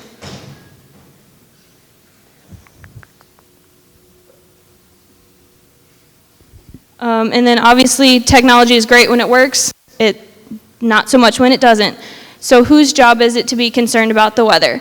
That, again, that falls on all of you, because no one wants to have to send anyone to the hospital or anything like that for emergency treatment when it could probably be prevented. The best way to do this, if your Earth network is down, WeatherBug is a weather app, obviously, that keeps track of lightning strikes in the area. You can also use TVs, radios, computer, any sort of smartphone app that tracks the weather, just so you know, and can keep monitoring that. And then if something does happen and you ever need to treat an athlete, or a spectator, one common misconception is that an athlete or a victim who is struck by lightning does carry an electrical charge. That's not true. You are able to touch someone after being struck by lightning because that charge does not stay in their body. So the first thing you need to know, survey for scene safe. If someone gets struck and the storm is still going on, obviously that could still pose threats. After you check scene safety, activate EMS. Because this is a medical emergency, they will need extra treatment. Once that's taken place, if it's possible, move the athlete to an area move the victim out of the path of the storm so that you can begin treating them. And the best and most efficient ways to improve their chance of survival include CPR and AED. If an AED is on site, again, you want to get that on them as fast as possible because that'll help prevent more serious sequelae. After that, after you have assessed need for AED, then you go on to treat for things like spinal cord injury, hypothermia, keep the athlete from getting any other complications that could arise. And now I'm going to pass it back off to Kathleen.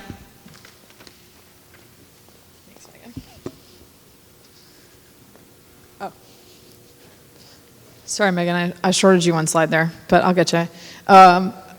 Overall, with these things, we just want to keep in mind, but with heat, with lightning, all these things, our goal as athletic trainers and your partners in this is not to keep you from practicing. We want you guys to be able to run that practice, get in what you want to get out of that workout, that practice, and then go home or move on or finish the game, that sort of thing.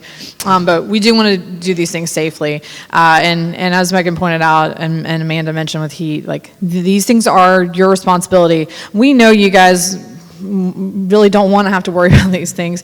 You just want to be there coaching, investing that in your student athletes. We appreciate that and we understand that, but these things are so important. I think one of my big things with all of this, and it applies summer, off season, in season, we just all collectively, everyone, administrators, coaches, parents, athletic trainers, other healthcare team members, we have to be aware of these things throughout the year. These are just not optional things that we just can pick and choose when we want to apply them. I'm really proud. We're proud of all of our counties, all the work we're doing in all of our counties. Jessica said that Friday, and I want to reiterate that. But we are really proud of what you guys have done here. You as a county, whether you realize it or not, you really have been on the leading edge of health and safety for student athletes, and that is with things like the heat preparedness and the being aware of the lightning, doing concussion baseline testing so that we make smart decisions and return to play. Those things are awesome. We did a lot of them when they were optional and just good best practices. A lot of these things now are mandatory, as they've kind of highlighted for you. So really want you to be aware of those and understand. We don't want you to be frustrated by them. We don't want you to be discouraged or just confused. We've said it several times. I'm going to say it one more time. Please let us know how we can help you with this. If you're off, I feel like I'm on an island, I'm in a tennis court somewhere, or I'm in a cross-country meet, we want to help you with those things. And just so please let us know how we can be a resource to you on that. I mentioned this the other day too, just like literally last Thursday, I saw a article that came through. I haven't seen any more on it, but a football player in Macon, Georgia, collapsed and died on the first day of practice. They were in shorts. We don't know if it was heat related or not, but they were doing what they were supposed to be doing. And ultimately, at the end of the day, no one likes to hear this, but bad things can and will happen. Injuries and catastrophic injuries and illnesses will occur. What makes the difference for that student athlete, their long-term outcome, their family, you guys, us as healthcare providers, is how prepared were you, and how did you respond when that incident occurred? Because that is what makes a difference, both kind of, I don't know if you said it earlier, like morally, ethically, but just also legally. Those are the things they're going to look at. How prepared were you, and how did you respond in that moment when that occurred? So just want you guys to like think about those things. And this is something, are you guys familiar with Parental Bill of Rights? EL3 changes, are you familiar? Okay, I'm seeing some blank stares, so I'm gonna keep going. We'll just pretend that you're just waking back up from this exciting talk. But the Parental Bill of Rights, so this is what I mentioned earlier, and I just want you guys to understand from our perspective. This is my least favorite thing of this entire talk to talk about, but this is really important for us as healthcare providers. It's always been important for us to ensure that we had consent from a parent to treat and provide care. I'm not a legal expert, and without diving too deep, I will say that, we are licensed athletic trainers, licensed providers, healthcare providers in the state of Florida. So with that comes the responsibility of requiring that we have written consent.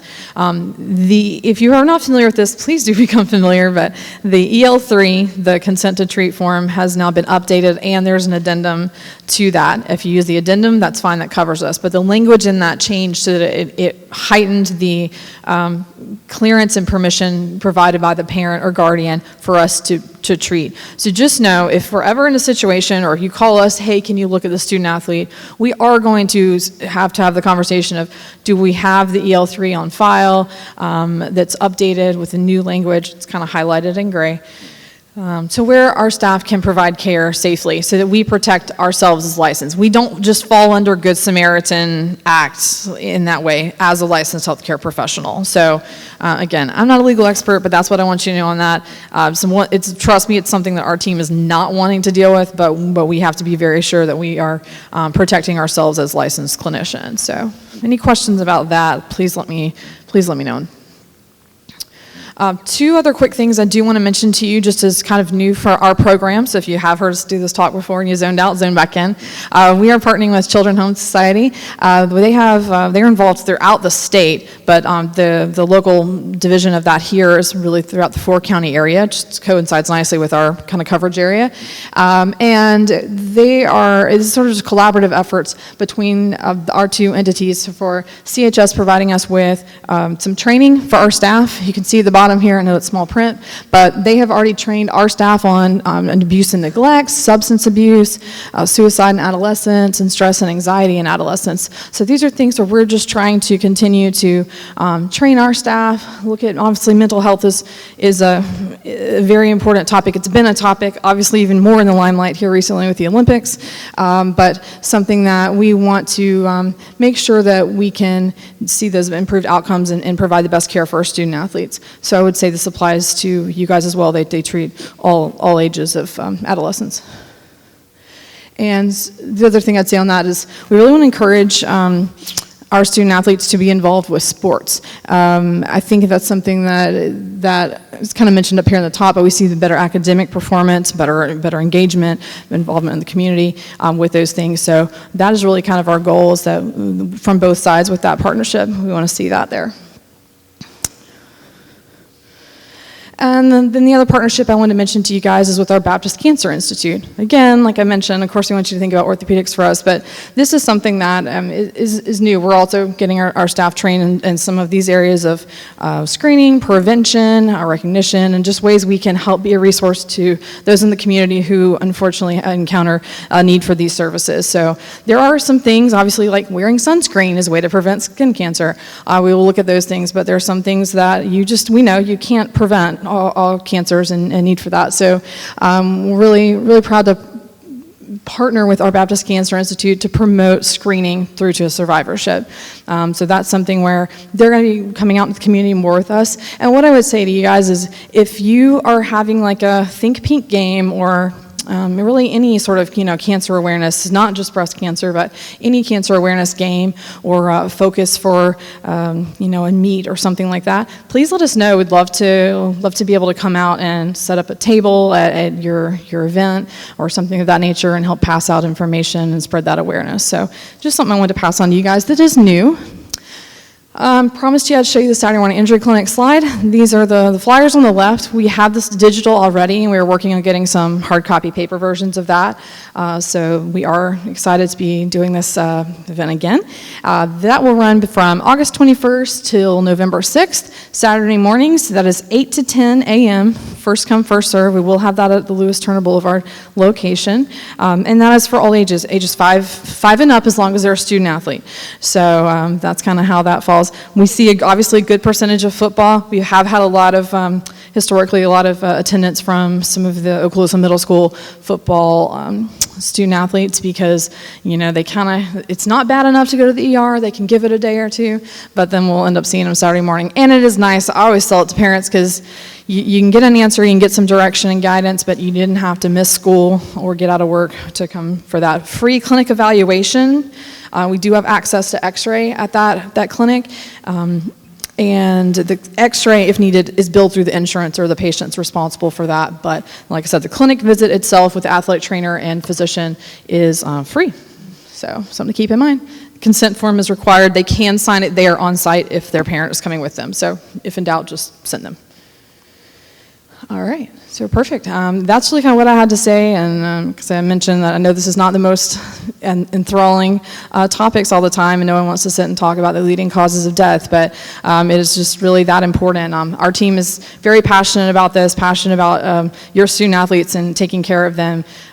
Jessica tells this story too, and as being a mom, and I'm a new mom of a 7-month-old, so I always approach my job I treated the student athletes like they were my own, but it's definitely a different perspective to picture yourself and your child going through the system one day of being a student athlete potentially, and who's going to be caring for them, what training, what knowledge, and what preparation do they have to respond should something happen. So that's just that we approach our job that way and kind of have that dedication and passion for what we do with it. So just want you guys to know that. We're always here and available to help you in any way we can. And yeah, any questions?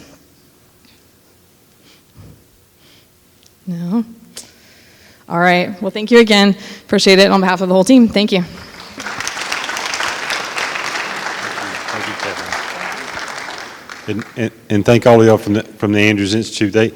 They do a lot for us by taking a lot of liability off of you guys, so make sure you use the resource. Reach out to them and use them to handle medical situations when you can. Mr. Chapman's here, and he's got to step out, but before he leaves, I wanted him to at least come by and say a couple of words, and that way, and introduce you so you know who he is, and put a name with a face. But Mr. Chapman is our school district equity officer who is called in usually in not good circumstances. So what he wanted to do is talk to you guys real quick about things that you could do to be proactive on your side so that you're not in those predicaments and that you can go an entire school year or multiple years and never meet him. All right, so yes, I'm Steve Chapman, the Equity Specialist for the school district, and on behalf of our superintendent, I want to take a little opportunity to just share some thoughts regarding equity, and if you and I never meet, other than to say hi, that'd be an awesome thing. So I'm going to share a couple of things as far as equity, and equity affects everyone. That's the key. It affects everyone. And we live in such a litigious society right now that, we have to be real mindful of what we do and how we do it. Things have changed significantly from when I was in school and played basketball and so forth, and many of you. So the things I'm going to share today is, I share them often, but here's the key. It's what you do with what I'm going to share. Every year, it never fails. I never go look for an investigation. I never look for my next case. It just seems to come to find me. And sometimes we've had up to 10, 12, 14, and above cases. So it's about the same policies that I want to share with you today. And the thing about policies is really not for debate. It's the expectation. And so one of our policies is our equity policy 0626 that prohibits discrimination. Discrimination, of course, based upon a race, color, religion, sex, national origin, ethnic origin, age, marital status, pregnancy, or disability. So all of those things are prohibited, and we will make sure we treat everybody with dignity and respect in an equitable manner. Our 0627 is our policy prohibiting harassment of the same classifications, regardless of color, race, national or ethnic origin, sex, age, religious beliefs, marital status, pregnancy, or disability. Those things would not be tolerated, of course, in Okaloosa County School District, and if they are reported, they will be investigated. Just what we do, and required to do, I should say. 0628 is the reporting procedures, how to report an equity violation, and that's in your on our board docs and so forth. So if you ever have a question about equity, I'd rather to have a 15-minute discussion with you than honestly a 2-week investigation, month-long investigation, and so forth. Again, things have changed so much. Things that sometimes coaches, I'm very fond of coaches. I've had some great coaches growing up myself. And so one of the things is that things have changed so much where back in the day I would see a coach go and grab a kid and pull him in and do different things of that nature. I totally get that piece. I'm okay, I think, after all of that. But here's the key. All it takes is one parent to make a complaint. And just say in that little scenario, somebody grab somebody. Well, it could mean that we're going to have to make a phone call to maybe DCF get involved. If parents alleging abuse, I've had that happen. If it's DCF is going to be notified, that's potential. Here's the thing. If all of that holds true, more likely you're going to get a call, your administrator is going to get a call from the school district advising that, their employee is going to be on suspension pending the outcome of the investigation. So you may come out okay on the other side, and I totally get that, and I wish we all do. Really, I wish we never get to that place. But it's stressful. I've had some cases that we don't get involved until the sheriff's office closes their cases out. And I've had some that go anywhere from a couple of days all the way up to about 2 years when they work in the cases. So it's very stressful, and I get that. All I'm saying is let's think about our policies. They're in place not to debate about them, but to follow our policies. That's our expectation. And the bottom line is we want to make sure we treat all of kids with dignity and respect. Same thing with other employees. Our sexual harassment policy, I'm the Title IX coordinator for the sexual harassment piece. Ms. Humphrey take care of athletics. That's not my ball game. I deal with anything with Title IX, dealing with sexual harassment and so forth. And so the law is very clear. There have been a lot of changes made. And so a couple things I do want to mention on that is make sure that if you see, or not even if it happened to you, but if you see sexual harassment, have knowledge of it, you're required to report that. So think about this. Be bold enough to say, I'm going to protect not only that situation, the person involved, but you're also protecting your own potential investigation, career, and so forth. Because here's the thing, if there's a situation that goes and maybe we're investigating, we also send it to professional practice if there's a violation of our policies. That means they'll do their own investigation at the time independent of what we do. Many times they ask for my reports and so forth. They look at it and they say, we're good with that, but we're going to do this and this. I say all that to say this. For a simple thing of just doing this these days, it's a whole different ball game. Now, I know there's been some principals, and not principals, rather, some coaches that this is the way I am. I'm not raising, soft kids. I get all of those pieces, trust me. All I'm saying is if you take the risk, understand what may be the consequences of that, okay? That's what I'm saying. So sexual harassment, real quick, as I'm wrapping up, any unwelcome conduct determined by a reasonable person to be so severe, pervasive, objectively offensive, that it effectively denies a person equal access to the district's educational program or activities. With all that being said, again, make sure that if you have knowledge of it, that it's reported. I'm the person you can report to. Each school will have a reporting person as well. We're working on that piece of it because it's required by law. That's the key, is that, so I was hoping that one thing I've always said, and I've mentioned this often, is that I would love for us to get to the place that we do things sometimes just because we want to do the right thing. But I'm going to encourage you, even if you don't do it for the right reasons, just make sure you do it, because I can assure you that we're going to look at policies, and that's what all I do for the most part is look at policies, look at the action, see if they violate our policies, and write up accordingly. Okay, so that's a couple of things. The professional practice piece, just real quick, some things that I've seen. And of course, I've got a partner in my office, Mr. Moore, who's done a great job as well.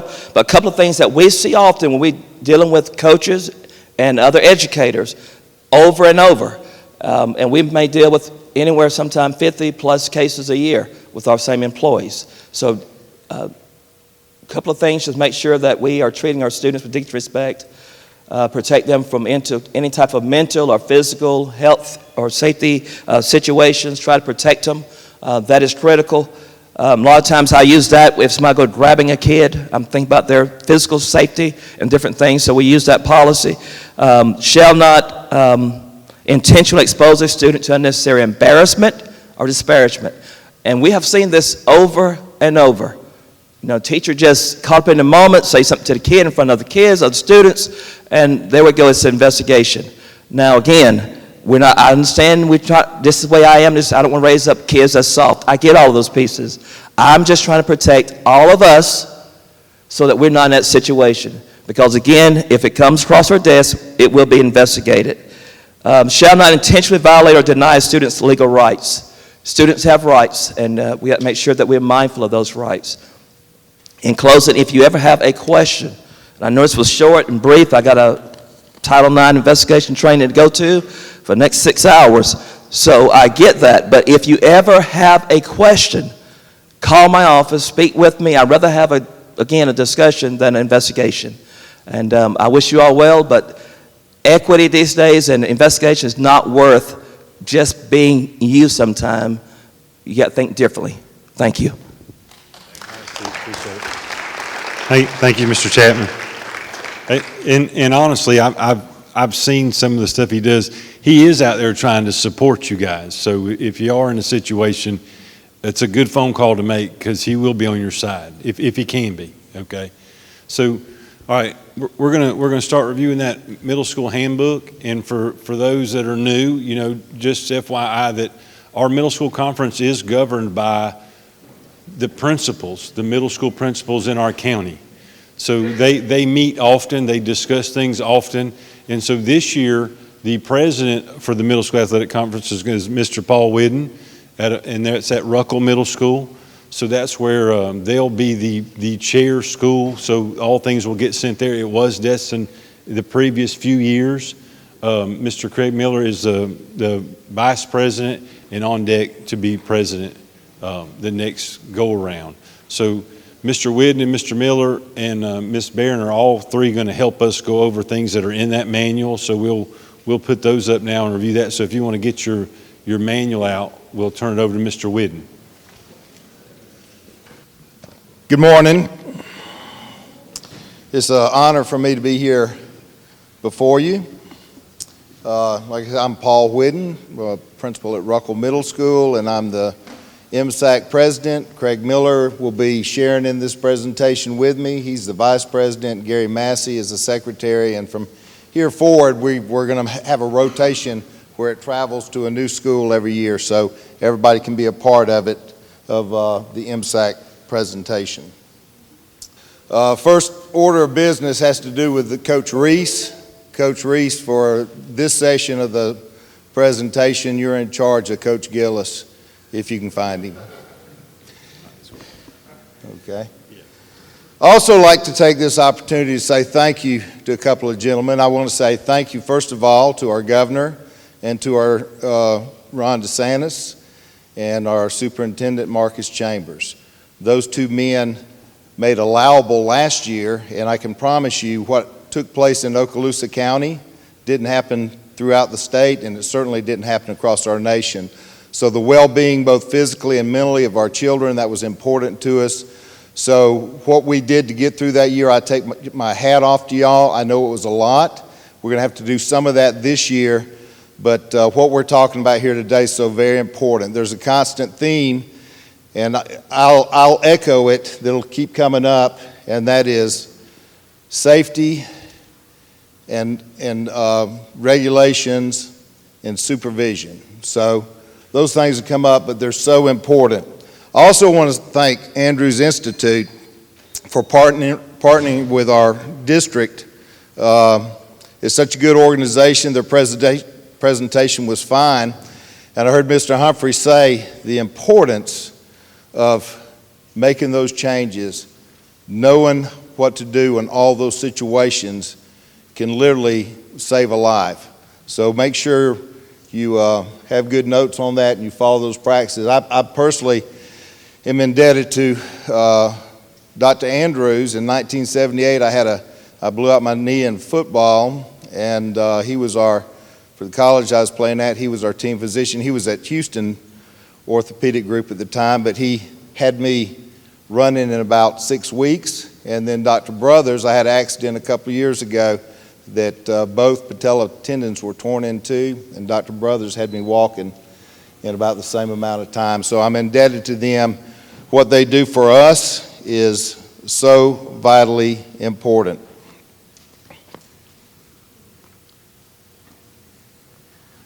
All right, so I have some good news. The good news is I'm going to try to get through this as quick as I can so you can have some time to get in your small groups and collaborate.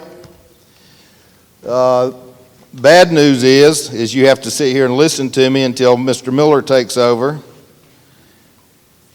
Important news is what we're about to go over, because knowing this stuff and doing it, like I say, there's nothing more important than supervision and safety of our children, and then knowing the regulations can keep you out of trouble.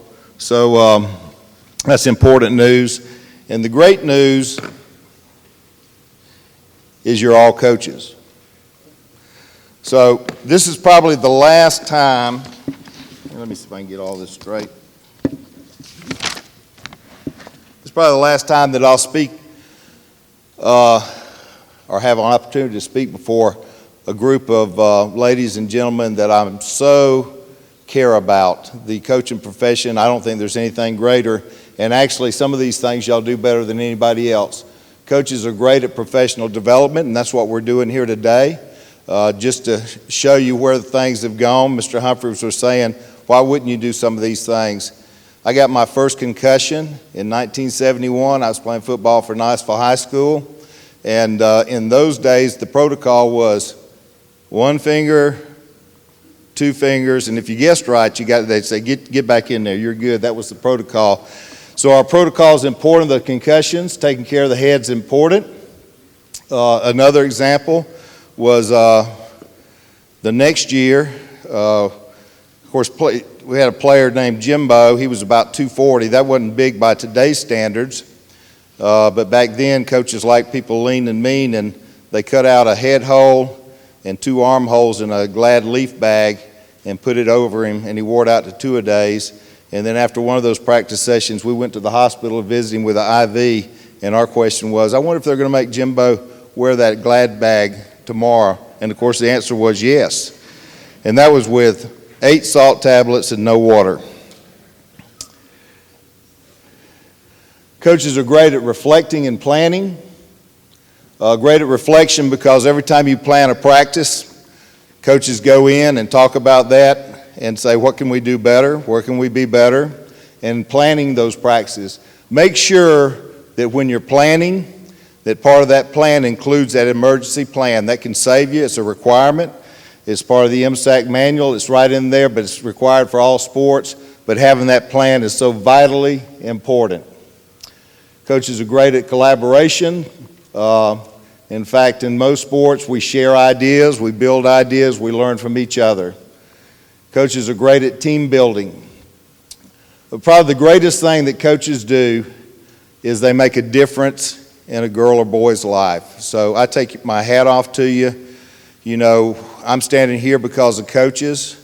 I don't know that I would have gone to college had it not been for some coaches taking some interest in me and where I ended up. So I know that Coaches do everything from mow the field, fertilize the field, water it, sweep the gym floor, line the baseball field, do all those things. But the most important thing that you do is make a difference in somebody's life.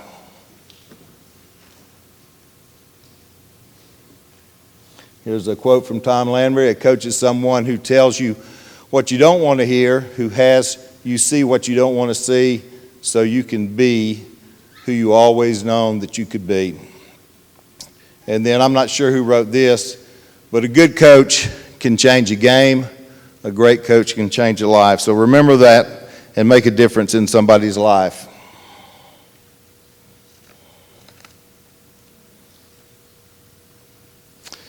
And the last thing I want to do on this little session is from the Okaloosa School District and from MSAC, I want to say thank you to each and every one of you for what you do. What you do nowadays is probably more important than it's ever been. With what we went through with COVID and the statistics on the mental health of children and really the inactivity and physicality of children, what you do as a coach is among the most important things going on. So thank you, coaches. I appreciate you, and I appreciate how hard you work for this school district for all of our students. Okay, next slide is governance. And this conference is governed by Middle School Athletic Conference Committee, who consists of middle school principals and one member appointed by the superintendent. And that, of course, that member is Brian Humphreys. I also want to say thank you to Mr. Humphreys for putting this together. You know, we're lucky to have Mr. Humphreys. He works tireless. He's put together events like this that are so vitally important for us to kick our year off. I mean, I like him, share those concerns for the place we live in, the heat, for both cross country and football and volleyball if they go outside and condition. So thank you, Mr. Humphrey. In fact, he put most of this slide together, and thank goodness he did, because like Ms. Barron, we're reeling just trying to get our school started. So we thank you for how hard Mr. Humphreys works. He's an expert. He knows this manual better than anybody. So, but let me say this right here. A misconception. Some people think that Brian writes these rules. Most of these rules are board policy, and any time there's an alteration to a rule, it comes through the MSAC committee. The MSAC committee is made up by the schools, middle schools of Okaloosa School District. We have some private and charter schools that are guest members. They're non-voting. But if there's a change or an alteration to this, it's not through Mr. Humphreys. It's by the principals voting and sharing that responsibility. It's a big deal because, like I say, most of the things we'll be talking about is school board policy. So Mr. Humphreys is there to support us and be a liaison between us and the superintendent and his staff. So we appreciate you, Mr. Humphrey, and all you do. Operational process. So if you have, and nothing's perfect, nothing's always black and white. So if you have a concern, an idea, issue relating to your sport, I'm going to emphasize number one the most. What we go over here, Craig and I just kind of hit some highlights and some changes. It's not all inclusive. So read the manual. Take the time if you haven't already. And if you have, go back in and just read it. If you have a concern or an idea, an issue, the first thing you need to do is go to the manual. It's pretty self-explanatory, and usually you can find your answer in the manual. If you can't find that answer, submit in writing to your athletic director. Then your athletic director will bring it to the principal, and the principal will bring it to MSAC for the consideration. Attendance zoning. School district or charter school may not delay eligibility or otherwise prevent a student from participating in controlled open enrollment or a choice program from being immediately eligible to participate in interscholastic extracurricular activities. So, of course, this all changed when we became an open enrolled district. So those open enrollment policies, if a student, now of course they can't be recruited, but if a student wants to go to a school that has room for them, that is their right. And so there's things to pay attention about that right there. A student may not participate in a sport if a student participated in the same sport at another school during that school year, unless the student meets one of the following. So in other words, if a student goes out for a sport, maybe doesn't make the sport, or maybe just doesn't like the coach or doesn't like the school, they can't transfer and play that same sport unless they're dependent children of active duty military whose moved result from a military orders, children who have been relocated due to a foster care placement, children who have moved due to a court-ordered change, or authorized by good cause or charter school policy.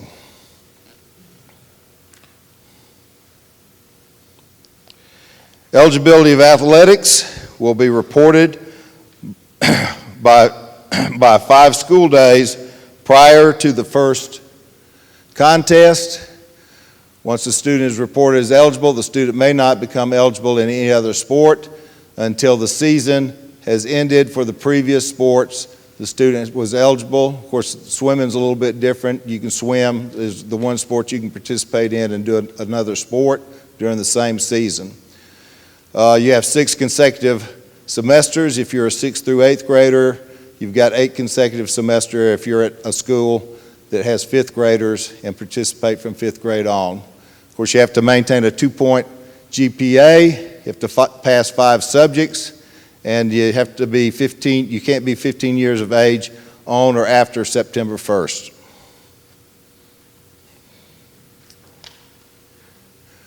All right, MSAC determines when shoulder pads, this is kind of related to football policy, but the MSAC determines when shoulder pads and helmets may be worn. MSAC will determine when full contact practices may occur, and football players are limited to 1 practice per day in pads and no more than 2 practices per day. Helmets are not considered pads. Review committee, the school board, principals, and district staff are appointed by the superintendent, shall serve as a standing committee to review on rules on matters concerning the school. We talked about that a little bit before. And that brings us to the point where Mr. Miller is going to come up and talk about special eligibility circumstances. Good morning, everybody. I'm Mr. Miller, the principal at Shoal River, and I want to say thank you. I started out at Meigs Middle School as a basketball and a baseball coach, so thank you. Yes, absolutely, yeah. So it's, and I have some former athletes of my own that are now coaching as well. You make a difference. So thank you. I echo what Mr. Whidden said. There's some good people in this room of what you do every day with a kid's life. And I'm a product as well as having some good coaches being a part of my life as well too. So thank you. There's not enough money to go around. There's not enough thank yous to go around because there's not a lot of people that want to jump in and do what you do. And we understand that. We understand that you're out there giving it your best with very limited access sometimes to resources. You got to drive a bus sometimes. You get home late at night. And I remember back in the day, Coach Buckaloo didn't even have a VCR. And we were trying to raise money to get Coach Buck to have a VCR so they could watch game film so we can get a little better. But thank you for coming and participating with us today. So school eligibility. We know that times are changing, as Brian talked about a little earlier. So with school eligibility, a student enrolled in Okaloosa County School District, a middle school who wishes to participate, which is not offered at another public school in which they are attending, may participate in that sport at the public school of their choice upon approval of both principals when written approval is required. So basically the procedures that Mr. Whidden just talked about. If you have this scenario, you need to put it in writing, send it to your AD. The AD needs to bring it to the principal and then bring it to MSAC, and then we will discuss it at the MSAC committee. Again, a student who is ineligible but is working on the eligibility criteria may try out and practice with a coach and principal with their permission. However, the student may not participate in any official contest. And again, this is your jurisdiction. You have you're taking that responsibility. If you're trying to get someone maybe eligible, depending upon when they might be eligible, but again, they can't participate. They can't be on your sidelines with a uniform or anything other than that, because you know how parents are. Why is Craig coming on the bus when Ryan is having to go to the house? You know, are you holding a place for Craig and not Ryan? You know how parents are going to be. So I would just caution you with that. If you're going to keep a student who may not be currently eligible, but you're going to try to hope that they're going to be eligible later, just be aware of that. And make sure you let your administration know if you're going to do that, so we don't get blindsided with a parent coming in or a phone call of why that's happening. All athletes will be allowed to participate in one sport per season, except for swim. We know that swimming is a little different for some of those sports. A non-traditional student, such as a homeschool or a charter, may participate in a sport at one of the following. So it's A, the student's home zone school, their public school, or the public school the student could choose to attend according to the controlled open enrollment provisions of Okaloosa County School District. So again, I'll refer you back to the procedures. We just have to be careful. We don't want students bouncing from 3 different schools trying to try out what Brian talked about earlier. We don't want them trying to come try out at Meggs and then try to go try out at Pryor and then try to come up to Crestview and to do that. So if you don't know the student, I would not let them try out unless you have all the information surrounding that student. You know where they're going or what's going on. Just hold the process like Brian talked about. Hold the packet. Let's make some phone calls. We want somebody to participate, but we just want to make sure that we're doing it the correct way. A student may not participate in tryouts or practicing in a sport if the student participated in that same sport at another school during that school year, unless the provisions that Mr. Whitten just talked about a little earlier, unless there's some special circumstances, and sometimes those happen with our students. For non-traditional students, a letter from the attending school administrator notifying the receiving school of the intent of that student athlete to participate should be provided to the coach. And that's what I was just referring to. So they're going to have to send a letter from the non-public school. They're going to have an email letter that's saying, I'm giving Craig permission to go try out at Meggs, or I'm giving Craig permission to go try out at Bruner. They're going to have that before you let them try out. Don't let them try out before having some communication with someone.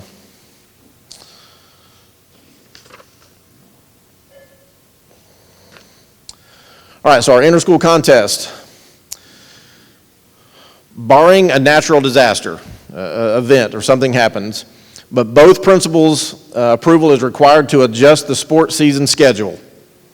That is now new. Adding, canceling, or moving a contest between 2 or more teams in any sport must go through the school athletic director and approved by both school principals.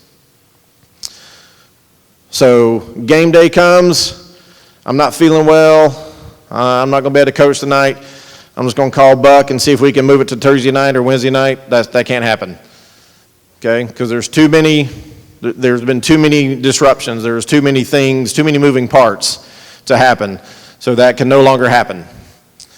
Also, the Officials Association, district office, the athletic trainers, the bus shop, and opposing teams must be notified. So again, COVID. We know that COVID is still happening. You have 6 kids who might get quarantined, you're still playing. You still have enough kids to play the game, we got to play, because there's not enough room in the schedule to adjust, to change, or to cancel events. We have to do it. We owe it to the students to play, not just because I'm missing my 5 best and now they're going to have to be out, but we're going to play. Procedure for seeding the tournaments. So we had some issues for some tiebreaker, those kind of things in the past with some multiple different sports. So the tiebreaker proceedings, if there is a tie following the season schedule for head-to-head matchup, it will be used to determine the tiebreaker. If the head-to-head matchups do not break the tie completely, then the total points allowed in the games or the matches played during the regular season that count towards seeding between the schools involved in the tie will be calculated to further attempt the break. If a tie still exists after these two methods have been used, a coin flip will then be used to complete the tiebreaker. So a coin flip won't be used to determine the champion, but it will be used to determine the seeding for that. Some new changes with baseball. There's pitch count that we have to be aware of now. So the home team, so once a pitcher meets the maximum pitch count, the pitcher may finish with the batter that they are facing. If that pitcher continues to pitch beyond that batter, the player becomes immediately ineligible. The penalty for playing an ineligible player is the forfeit of the contest. The pitch count is kept by the home book.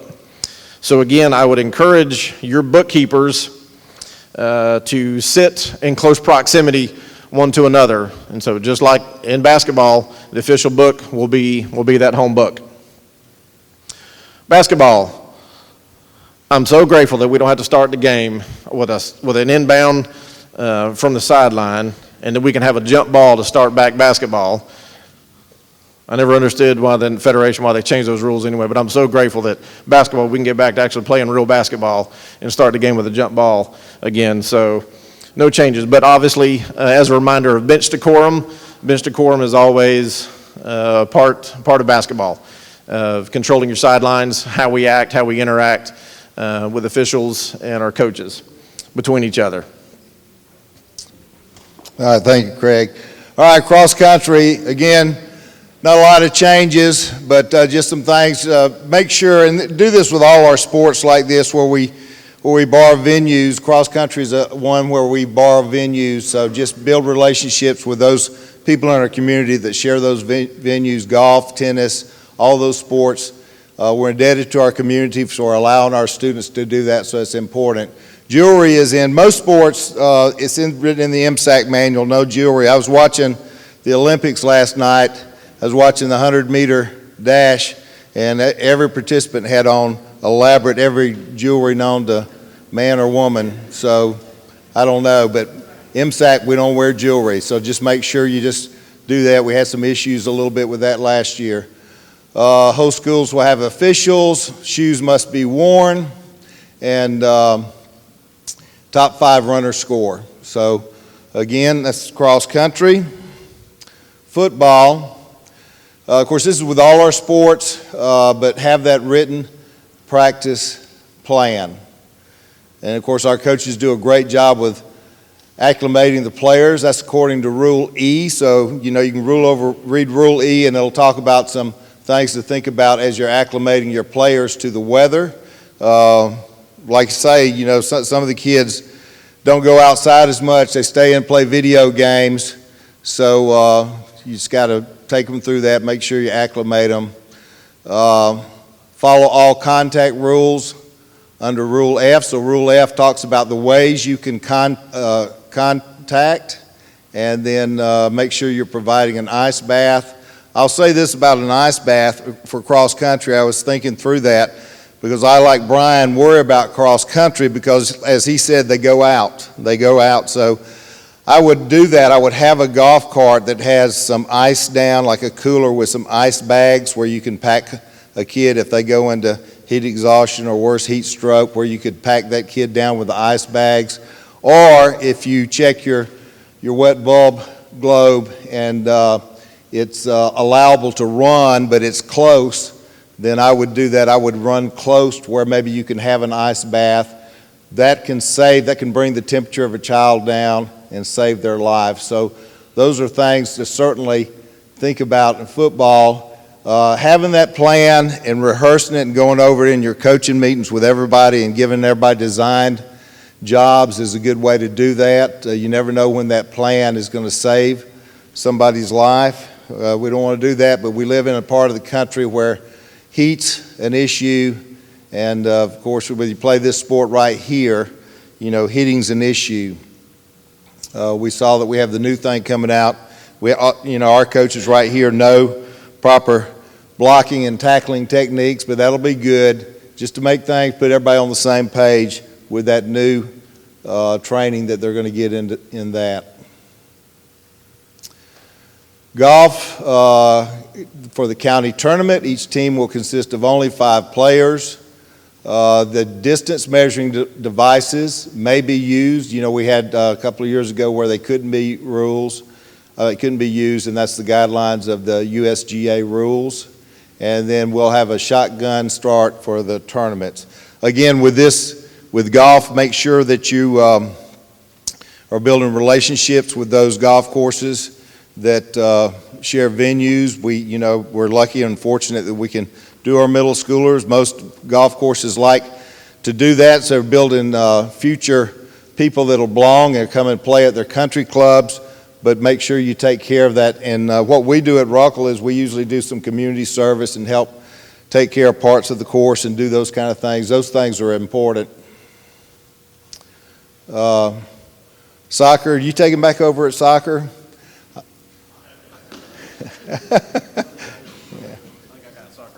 Yeah. We can probably get Mikey up here to discuss some soccer for us. We all know officials are short. We don't have enough officials pretty much county statewide with officiating. And this isn't just picking on soccer, but it's all officials basically across the board. We're not having enough. So you know a lot of people. You all know you have connections in the community. We need officials, and we need good officials. So please, I'm kind of putting a plug in there. I was a referee myself, refereed a long time, refereed college basketball for D1 for 17 years. It's a hard thing to do, but we need good people. And you know people in the community. So if you can reach out and to help recruit some officials in all of our sports, it will greatly help us. But again, for soccer, all tie matches will end. The point system will be used. 3 points for a win, 1 point for a tie, and 0 points for a loss. If teams are tied at the end of the regular season, the first tiebreaker will be held. So it'll be the head-to-head competition. If it's still tied, then the top seed will go to the team that has allowed the fewest total goals during the games played during the regular season. That counts towards the seeding matches between the schools involved in the tie. If there's still a tie, there will be a coin flip.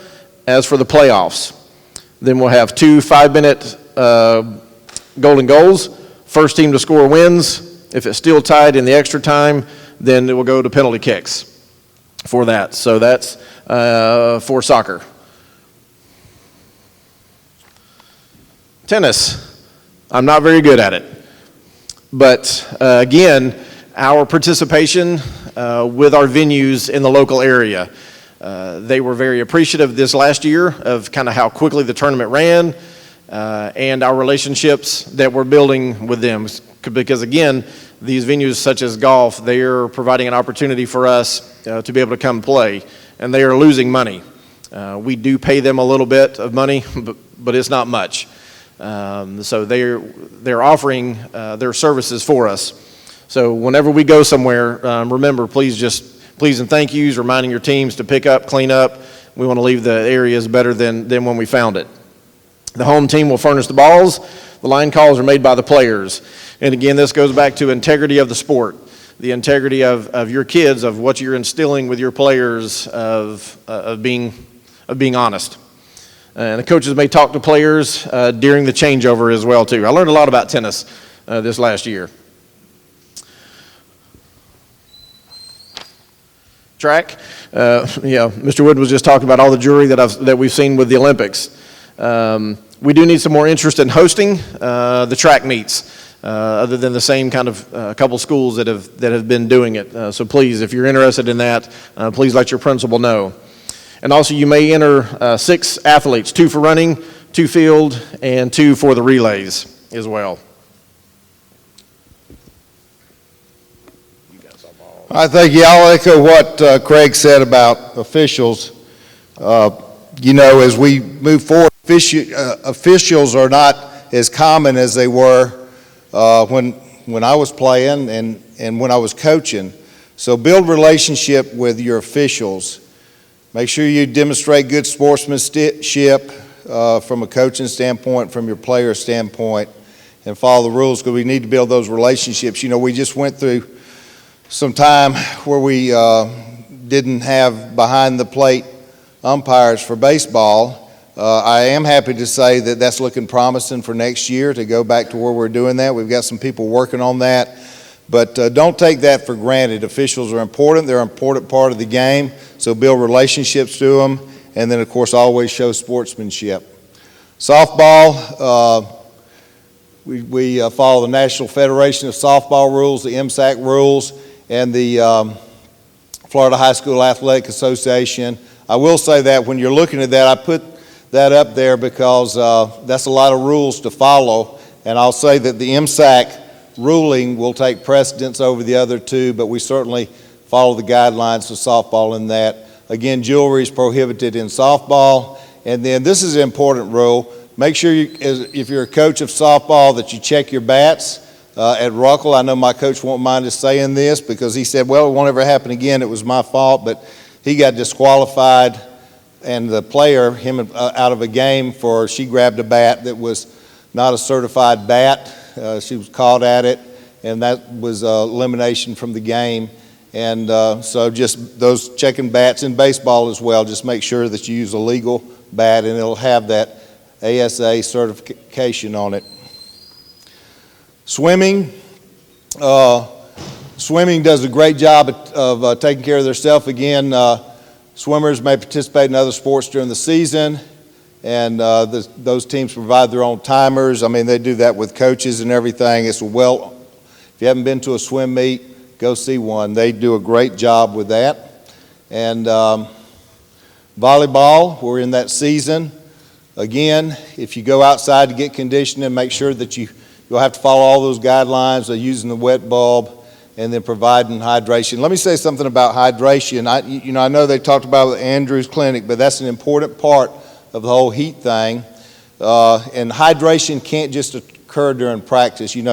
For a student to be well hydrated, that really needs to start after practice and the day before practice. So make sure you talk to your parents, make sure that the kids getting plenty of water into their system and electrolytes, because that can cause all kind of problems with muscle and lead to heat exhaustion or heat stroke. Also, it's important, I think, in those sports like this time of the year where kids are losing a lot of water, to weigh them in between practices. And then, of course, when they come back in to their next practice, if they haven't put on, if they're way far from what their weight was the day before, then they probably haven't hydrated properly. So volleyball things to look at. The home team provides 2 leather balls. All the equipment must be padded. No jewelry is allowed. They use rally scoring, and the net height is 7 feet. Craig already went over this, but just, for those scheduled games, all scheduled games must be made up barring natural disaster.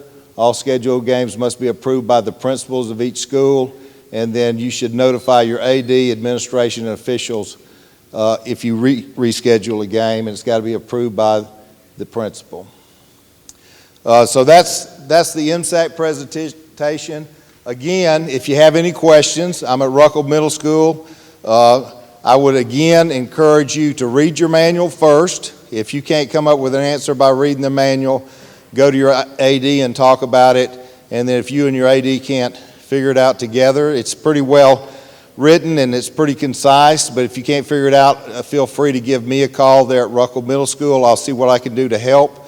MSAC is a bunch of great middle school principals who do this for the betterment of what we do as coaches and for our students. So don't be afraid to, if you have a question, don't be afraid to bring it to us. We'll make a decision. Sometimes you won't like the decision we make, but we do that as a group, as a body, and we always take into school board policy when we do that. Again, I want to thank you all for what you do as coaches, and I want to wish you all the best with your seasons. I hope you all win a lot of games, but I want to remind you the most important things you'll do is make a difference in a young person's life, and then the safety and supervision that you give these children comes first. Thank y'all. I'm only going to take a minute. Ryan Gillis and Justin Savage have me on the clock, so we'll go quickly here, I promise you, because I know you're ready for a break. I'm here to talk about sportsmanship. And last night, we keep talking about the Olympics, but last night, I'm not sure if you guys saw it, but the athletes from Belarus and Italy who tied in the high jump, they were going to have a jump off, and they decided to share the medal, share the gold. And I thought that was just such a great moment for sportsmanship because they both thought that they both deserved it, so they both decided to share. So I think that the Olympics, we've seen lots of good examples of good sportsmanship, and hopefully we can be that to our student athletes as well. We can teach them those same sportsmanship values, because this is a thing. In middle school, this is why I love middle school so much, lots of our kids, they've never even played in an organized sport before. This is their first time. And so they haven't really had anyone to teach them, what is right and what is wrong, and how do you be a good sport. And that's what you guys are not only here just to coach them and teach them the rules of a sport and how to play a sport, but you're also there to teach them how to be a good sport, how to win graciously and lose graciously. And that is a reflection on you. It's a reflection on your school, your administration at your school, and the school district. So we want to be the best sports that we can possibly be. I don't think he has my thing working, so that's fine because I don't need it. First of all, when we talk about parents, this is, and I was a coach for many years at the high school level. I coached track and I coached cheerleading. And as you know, cheerleading parents can sometimes be a little rough. That's probably the bane of your existence sometimes, are the parents at your sports and the fans at your sporting events. This is the thing, though. Their behavior is a reflection on you, and so as a coach, you're responsible for their behavior. So at the very beginning of your season, the very best thing you can do is just like you do in the classroom with students, if you're a classroom teacher, is just lay out your expectations.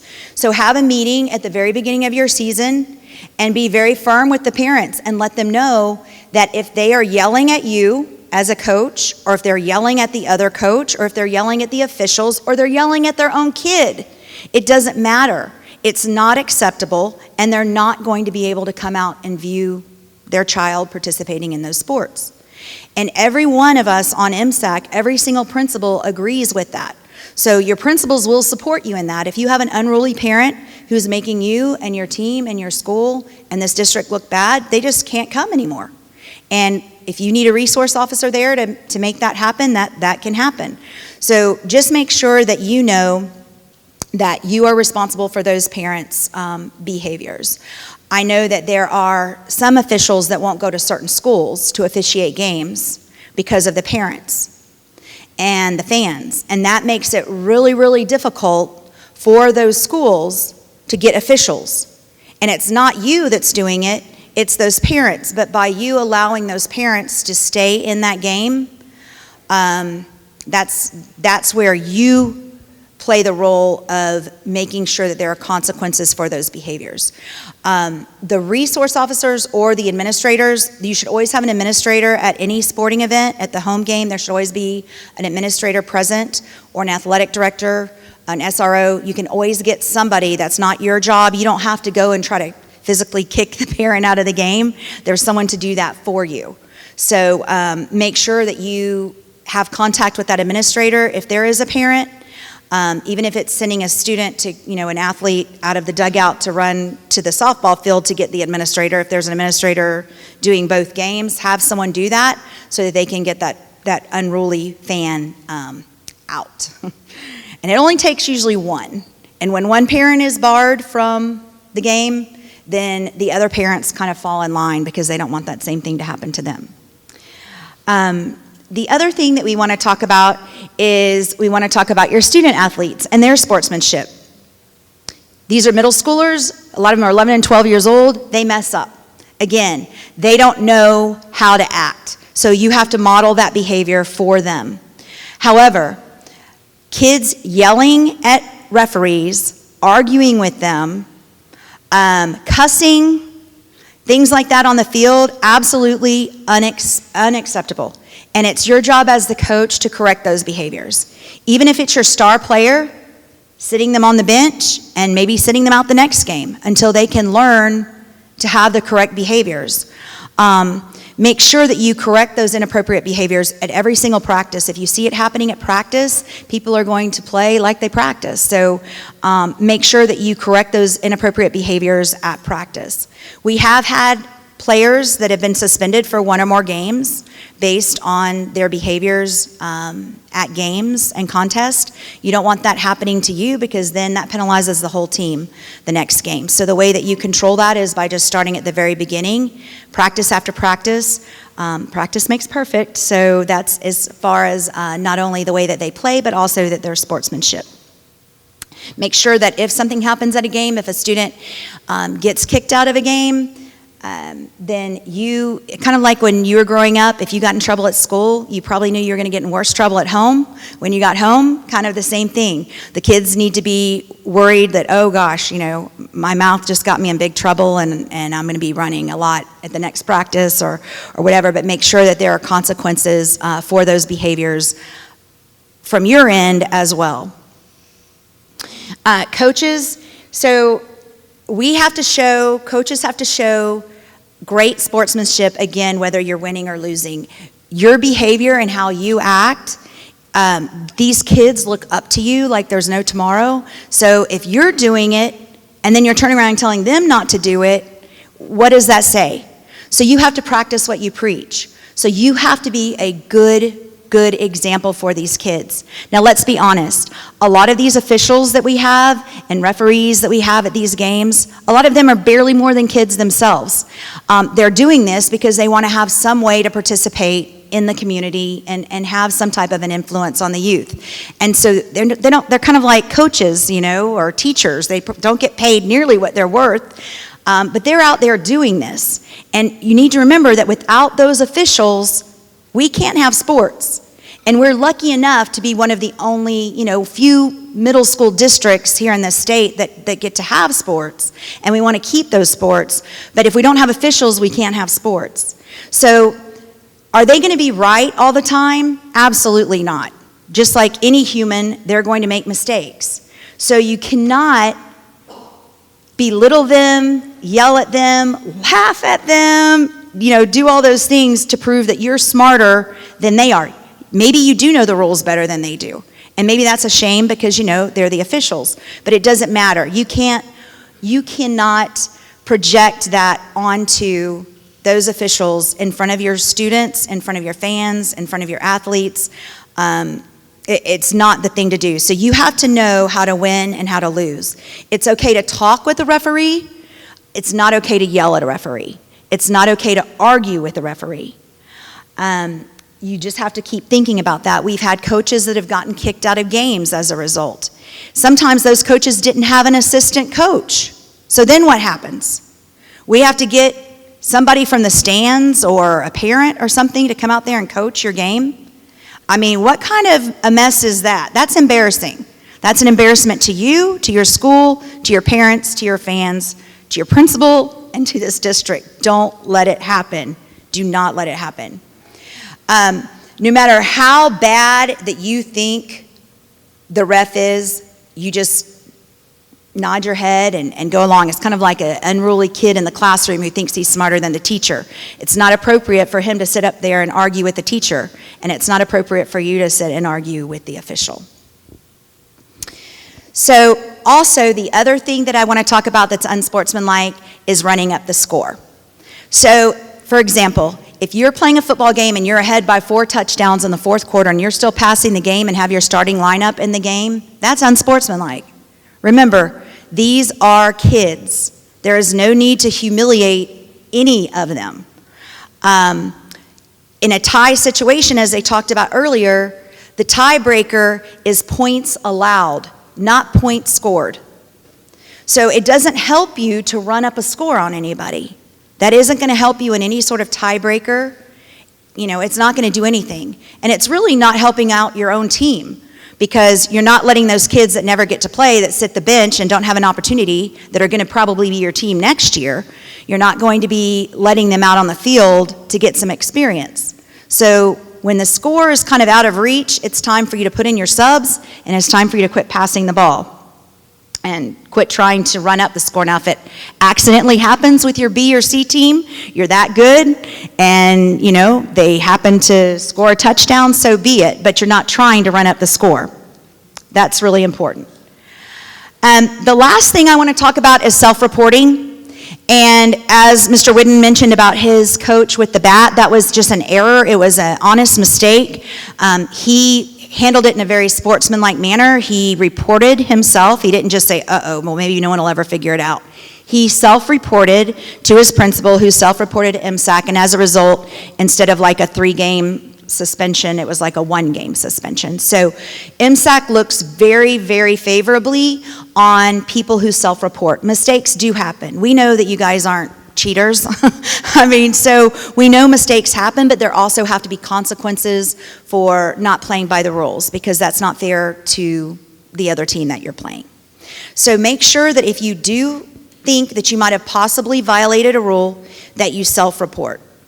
Go to your principal and self-report that, and everything's going to go a lot easier than if you just break the rules and don't tell anybody. So anyway, thank you so much for your time. All of you are invaluable. We appreciate every single one of you. I know my coaches are just amazing, and I see them all here, and I appreciate them being here. I know all of you are amazing as well. I know a lot of you, and you guys do such a great job, and the difference that you make on these kids will last them a lifetime.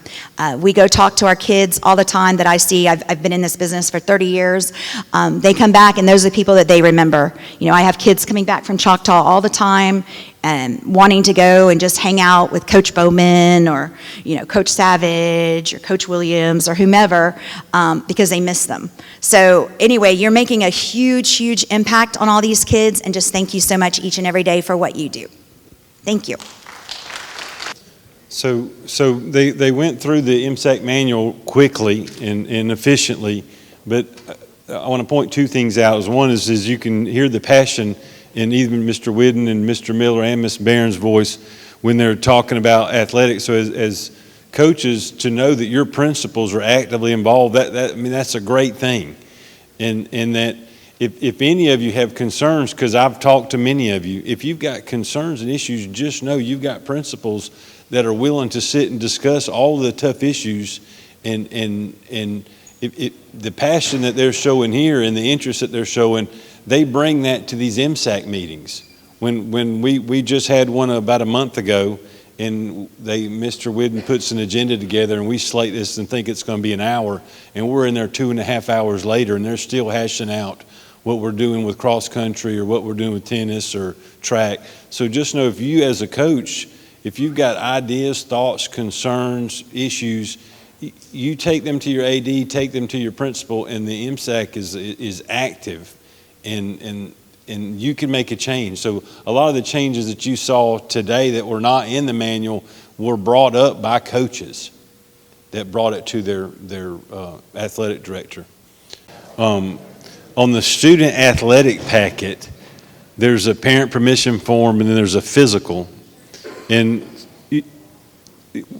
as coaches, what we should be doing is taking a copy of the student's athletic packet, just those 2 pages, with you wherever you travel. You know, when you go from one venue to another, you should have that parent permission form and physical, because there's information on that, on the student that you're taking, and like it might, the doctor may write on the physical that they're asthmatic or they have an EpiPen, but that information should go with you and travel with you, so you have that information with you when you go places. And I didn't mention that earlier, and I meant to. So there's 2 more things we have to go over on the agenda, and the next one will be transportation. We'll let Mr. McGinnis talk about transportation and buses and how things are going. And if one of the biggest issues for the middle school is what I'm seeing is the fact that we play our sporting events early, like 3 or 4 o'clock. Y'all do realize high schools play games at 7 o'clock at night. In middle schools, we want to play early, and then thus we want buses early, which obviously causes a problem when you ask for a bus at 2 o'clock. But I'll let Mr. McGinnis come up and talk about the 5 ways that you can travel, and you have that transportation sheet in your folder so you can go over it as he goes over it.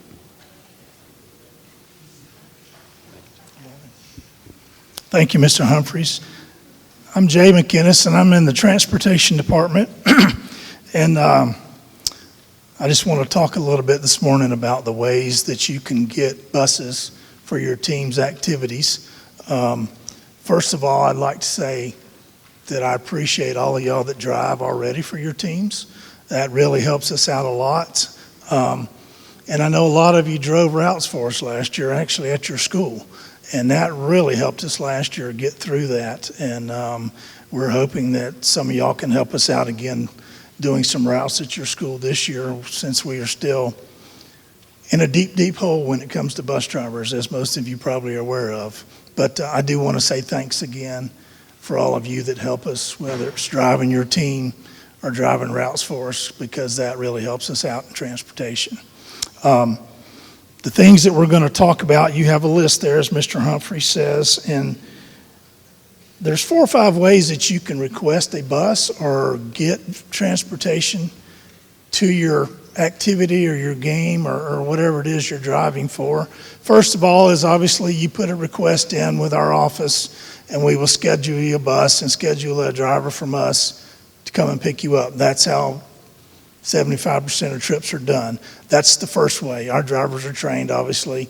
You may have to wait a few minutes for the bus if you're using our driver, depending on what our schedule is with the afternoon delivery of the kids, but we certainly are trying to make all of y'all's requests happen when you want them and on time. The second one would be if one of y'all had a CDL, you simply send us a request. Bruner baseball going to Meg's today at 3 o'clock. Coach Smith is going to be the driver, and his name's on the slot down there where it says driver. You send that in. That way we either get you a bus ready, or if you have a bus at your school, we know you're taking that bus out, and our shop foreman is aware that that bus is going to be going out that day with one of y'all driving it. So it's important that we all let us know when you're going to do a trip and you're driving it, just so we can be aware that the bus is on the road if we get a call that it's broken down or something may be wrong with it and we forgot to tell y'all or whatever. But most of the time you come to the shop and get a bus. But I know a lot of you, we've given you buses at your school to make it more convenient for you, and that's fine with us, and we don't have a problem doing that. Just let us know when you're going to take them, though. The third thing would be if you go out of county, and I know y'all don't go out of county as much as the high schools, but I know you go to Walton County some, and if you wanted to do a out of county drop off and pick up, we don't really do that out of county. If you want to do it in county, we'll allow y'all to do that, because say you're going from Bruner to Meg's and you just say a drop off only because all your parents are going to be there at 6 o'clock to pick them up and go home. That's fine. We'll do that. But as long as you stay in county, we'll allow you to do it, because if something happened, the game got canceled or whatever the situation may be, I can get you a bus within 15 or 20 minutes at the most, whatever part of the county you're in, because we have 3 bus shops, south, central, and north. So I just don't want anybody going out of county and getting stranded in our buses back over here in Okaloosa County. That's not what we want to happen. So that's why we do the drop-offs and pickups just in county. The next would be if you have a parent that wants to drive some of your students on a ball game or a golf tournament or whatever it may be. That's okay, but there's certain things that we have to do, and one of them is to make sure we fill out the right forms in the office there with your principal to make sure that parent has the liability for their vehicle that's needed to transport somebody. And then the second thing would be just send us that parent's name and their license, and we're going to run a license check on them to make sure they have a valid driver's license. So that's the kind of things that you would need to take care of if you have a parent that's going to drive some of your kids on one of your trips. And the last one would be talking about leasing vehicles. I know some of you have leased vans in the past or things like that, even charter buses. Charter buses, would go through purchasing department and Vince Wyndham and his staff. Vince has an approved list of charter buses that you can use, and you have to use an approved list because he's checked it out for liability and all that. So anything to do with a charter bus, go through our purchasing department and they can help you with that. If you're leasing vans to go to a coaching clinic or cheerleading clinic or something like that, let's make sure that we're leasing the right kind of vehicles. They have to be a certain size. They can't be these big, large airport-looking things that you see that hold 15 or 20 people. They have to be a smaller type van that meets federal motor vehicle safety standards. That would be the first thing, to check the size of the vehicle. The second thing would be that whoever's going to drive it, if it's a coach that's going to drive the cheerleaders, well, you don't have to have a CDL to drive a van, but we would like for you to notify us and send us the person's name and their driver's license so we can check to make sure they have a current driver's license. So you can do it, you can lease them. There's just a couple things you have to do when you lease too, to make sure we're doing. So are there other things that y'all may have questions about when it comes to getting trips? Yes, ma'am. If they're doing option 4 with the parent driving and they've done the MIS form, do they also have to do the volunteer stuff to be around kids that aren't theirs, or is it covered under the union? Did you say the volunteer form? Do they have to do like a separate volunteer for the district? They're going to be around kids one-on-one. Well, most of the people that are going to be working, doing a trip, should fill out the form first in the office as a volunteer at the school, then give us the license and we'll check the license out. Does that answer your question? Okay. Anything else?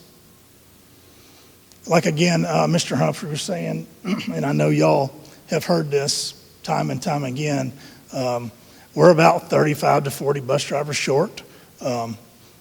Many of you have seen it. We're using some of our mechanics, some of our secretarial staff that have a license to help us drive on a daily basis. Our goal is to get you where you want to go on time, and I do appreciate y'all working with us on that, because sometimes we may be late picking you up, but it's not because we're not organized and we're not paying attention to what you want. It's just because we're working with the resources that we have.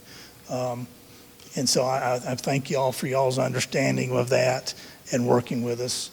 And again, if any of y'all decide you want to drive a route at your school, just contact us and let us know, and we'll be willing to work with you, whether it be a morning route or an afternoon route. Anything y'all can do to help us, we certainly would appreciate it. So again, thank you for all y'all do already. And I guess that's it. But here to discuss a Title IX audit that our district had a few years back is our school board attorney, Mr. Jeff McGinnis, and he actually worked with the school district during this Title IX audit that they had to go through the Office of Civil Rights. And so he's going to share some things that came from that, and then he's also going to share what some of our coaches are also involved in, things outside of coaching their season that might cause what's called a conflict of interest. And so he's just going to share some things that you should be aware of. That way you know the risks that are involved. Okay? Thank you, Brian, and I appreciate the chance to talk with you just a little bit this morning. Like Brian said, there's two topics I want to cover. First is the federal law dealing with Title IX and how that affects your schools and your athletic programs. And secondly would be some discussion over conflict of interest, just trying to help you be alerted to that and be aware of it so we can help you hopefully avoid any kind of problems in that area. First, in regard to Title IX, I just want to, by way of background, let you know that Title IX is a comprehensive federal law that has removed many barriers that once prevented people on the basis of sex from participating in educational opportunities and careers of their choice. The law says that no person in the United States shall, on the basis of sex, be excluded from participation, be denied the benefits of, or be subjected to discrimination under any education program or activity that receives federal funding. That's how Title IX then applies to our public school district at both the middle school and high school level for athletics because the school district receives a large amount of federal funding in all kinds of different areas for all types of programs. And so once we receive that money, we're then bound to follow the Title IX law. The law itself is intended to bring equity and equality in our athletic programs and our educational programs. Title IX was modeled after the Civil Rights Act of 1964 in that both of those laws share a common purpose to ensure that public funds that are derived from all the people, all the taxpayers, are not utilized in ways that encourage, subsidize, permit, or result in prohibited discrimination against some of the people. So federal funds, which have come from all of us, are not to be used to discriminate against any particular group of our citizens. Now, in regard to the regulations in our athletic programs, the Title IX regulations prohibit sex discrimination in interscholastic, club, or intramural athletics offered by a recipient institution. And as I said, recipient institution means an agency like the school district that receives federal funding. And it prohibits that discrimination in several areas. First, in student interest and abilities. Second, in athletic benefits and opportunities. And then the third area, which really doesn't apply to us in the public school K-12 level, is athletic financial assistance. That would apply to colleges and post-secondary educational groups. So in essence, Title IX requires that schools treat both sexes equally with regard to the aspects of athletic opportunity, which is participation in opportunity, and treatment of male and female teams. Now I want to talk a little bit about those two areas and how they apply at your middle schools. Under the regulations, a school must provide equal athletic opportunities for members of both sexes to effectively accommodate the students' interests and abilities. The Office of Civil Rights, which is the federal office under the U.S. Department of Education that would enforce this and come and investigate concerns about this, has a three-pronged test that they use to determine whether a school is providing non-discriminatory athletic participation opportunities in compliance with Title IX. So the test provides these three things, and they're looking to see if your school is in compliance with any one of these, which would then keep you in compliance with the law. And I'll just let you know this. We watch this as an entire school district, and the Equity Office does a report looking at this issue, and in that report they go through all the various schools, but then as a district as a whole we want to be in compliance as well. So we're kind of all in this together to stay in compliance. So under this test, they look to see first whether participation opportunities for male and female students are provided in numbers substantially proportionate to their respective enrollment at your school. So it's just a matter of looking at the numbers. They look to see how many male students are enrolled at your school, how many female students are enrolled at your school, and that gives them percentages. Then they look at to see in your athletic programs, do you have substantially proportionate actual athletes participating, male and female, that match the enrollment of your school? If that's not in place, then secondly, they will look to see whether members of one sex have been underrepresented among athletes and whether the school can show a history and a continuing practice of program expansion, which would then be responsive to the developing interests and abilities of the members of that sex at your school. So even if you're not exactly in compliance with the numbers, they can also look at your programs and determine, are you continually offering new opportunities for the underrepresented sex, or are you not? If you are and you're trying and you continue adding more opportunities, you continue recruiting those kids to try to participate, that's a standard they can look at and determine that may keep you in compliance. And then finally, they would look and see whether members of one sex are underrepresented among athletes, and if the school cannot show a history and continuing practice of program expansion, then can the school show that the interests and abilities of the members of that sex have been fully and effectively accommodated by the present program? So that's the three prongs that an OCR investigator would be looking at if there was some concern at your school that you were not in compliance with Title IX. The reason they have a three-prong approach is that it's intended to allow you as a school to maintain flexibility and control over your athletic programs consistent with Title IX's non-discrimination requirements. Now, in regard to the athletic benefits and opportunities element of Title IX, this deals with actually what's offered to the students in regard to once they're an athlete playing. This talks about what access do they have to resources and equipment and coaching and facilities. So the regulation provides that we should be providing equal athletic opportunities for members of both sexes. Now, this does not mean that you have to provide exactly the same services or exactly the same equipment, but it does mean that both male and female athletes must receive equal treatment overall in your athletic program.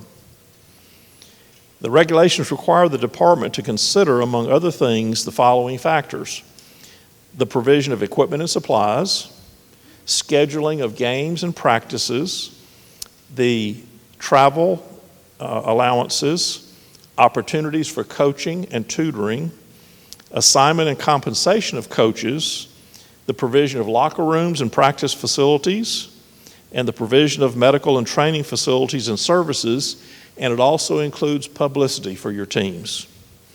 Now, the department, and by that I mean the U.S. Department of Education, they realize that, for instance, in the area of uniforms, that certain uniforms may cost more than others by their simple design and function.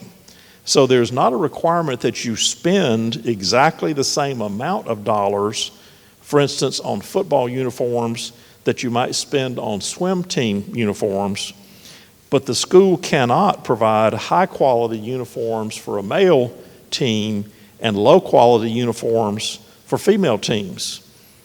You cannot discriminate also in the number of uniforms that you provide to teams.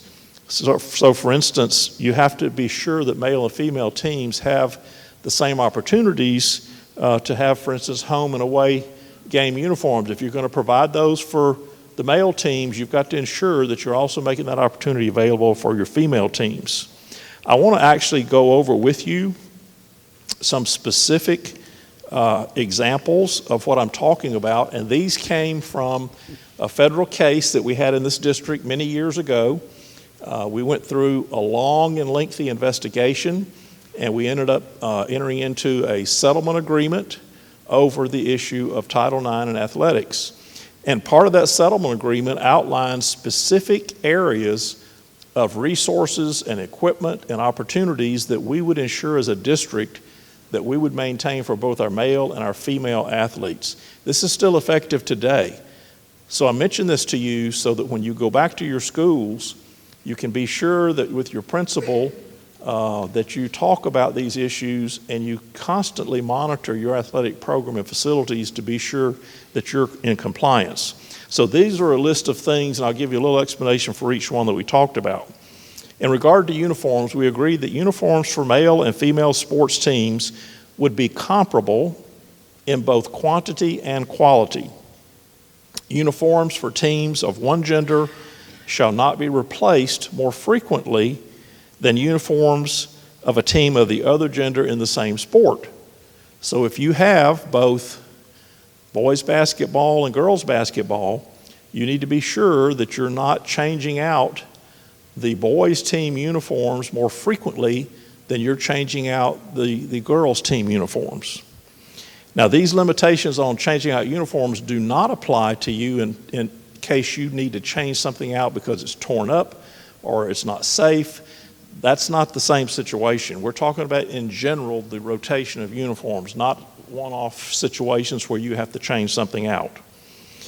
The district's policy of passing uniforms from one level of team to another, i.e. from varsity to junior varsity, will be the same for all teams. So and I don't know in middle school how that really would apply to your situation, but just remember that when we're passing uniforms down, we've got to be doing that equivalently for both male and female teams. If you provide athletic socks or shoes, or if you subsidize socks or shoes for teams of one gender at your school, then you have to ensure that socks and shoes are provided or subsidized for a substantially equivalent number of athletes on a team of the other gender. And if you provide uniforms that have athletes' names on them, that have your school logo on them, that have numbers on them, you have to be sure that you are providing the same quality of uniform for both male and female teams. And I'll give you a good example. When we were in the middle of this investigation years ago, we actually set the Choctawhatchee gym up one day and had dozens of folding tables all around the gym. And we required every school in the district to bring their uniforms to the gym and lay them out on display. And the investigators and the lawyers involved went table by table, literally feeling the fabric, looking to see, are these numbers stitched on? Are they ironed on? And that issue is what resulted in this part of the settlement. You cannot have all your male teams with jerseys and shirts and everything is stitched on and names are stitched and numbers are stitched, and your female teams have shirts that have everything ironed on. So it's a quality issue in that regard. You cannot have high quality fabric for one set of teams and a low inferior quality fabric for another. Now, the reason that this is important is that we go back again to being equal in opportunity, and this is a quality of uniform. The one thing I do want to mention is this: the coaches have a lot of input in how these uniforms are selected, because for certain sports, there may be certain types of uniform tops or other things that the coach wants to choose because of its impact on performance of the athletes. So a female coach of a team, female team, may determine that he or she do not want the numbers or names sewn onto certain types of t-shirts or jerseys because of performance factors. That's okay. Coaches can determine what's best for their athletes and best for their best performance, but it cannot be because the school is not allowing the male and female teams to have that same quality. Now, I would also tell you that the coaches need to be given the opportunity to understand the quality and quantity that's going on in your school of these uniforms. You can't give one team both a home team uniform, home game uniform, and an away game uniform, and a practice day uniform if you're not offering the same type of uniforms for game days, away games, and practice to teams of the other gender. The other issue we talked about were weight rooms. So if you have a weight room at your school, we have agreed at a district level that weight room should have weights in the following ranges: 2, 3, 5, 8, and 10 pounds. We agreed that schedules for the use of these weight rooms would be developed to ensure that female athletes have an equivalent use of the weight training facilities as compared to your male athletes, based on each team's training schedule and at the coach's discretion. So once again, the coach has input, but if the coach of that team says, I really need the weight room for my athletes, as a school, we've got to be sure that that's made available. The other topic we addressed were meals. I don't know in middle school how much you get into this. It is an issue at high school sometimes. But if you're offering any type of pregame meals, and if they're being provided to male athletes, except if the meals are being given to them in a private home where a parent or parents have cooked the meals and offered them, or if they're being provided to them, even if it's outside in a restaurant, if parents are actually funding that, that's an exception to this. But other than that, meals of substantially equivalent quality and frequency will be provided to a similar number of female athletes. So if your football team is going to have a pregame meal, you've got to ensure, unless it's been provided by the parents of the athletes, you've got to then select some female teams and find a similar number of female athletes that will be offered a pregame meal. And we'll also, under the agreement, we said that if we provide the cafeteria or some other area for these pregame meals for male teams, we will provide the same facilities and make them available for the female teams as well. The other big category in this settlement dealt with the maintenance of softball and baseball fields. It's important at your school that we are maintaining the softball field and the baseball fields on an equivalent schedule and with equivalent quality. Now, in regard to those fields, some of the things we looked at were, do we have bleachers on both the boys' baseball field and the girls' softball field so that the spectators for the two sports have seating? The settlement says we will have bleachers on both fields at least during that season. So if your baseball field has a permanent set of bleachers and your softball field has no bleachers, then you've got to be sure to coordinate with the district, because we've got some portable sets of bleachers, and this agreement says that we will at least ensure that we bring those in to your softball field so that you've got seating during their season for their spectators. You also want to look at things such as, do you have wind screening on your baseball field? Is there any on the softball field? Does the coach need it on the softball field? Do you have those protective heavy vinyl inserts along the top of the fences along your fields? If you've got it at baseball, have you offered the same thing to be put on the fences at softball? Are you flying the American flag at the baseball field, and is there an equal opportunity to fly that on the softball field?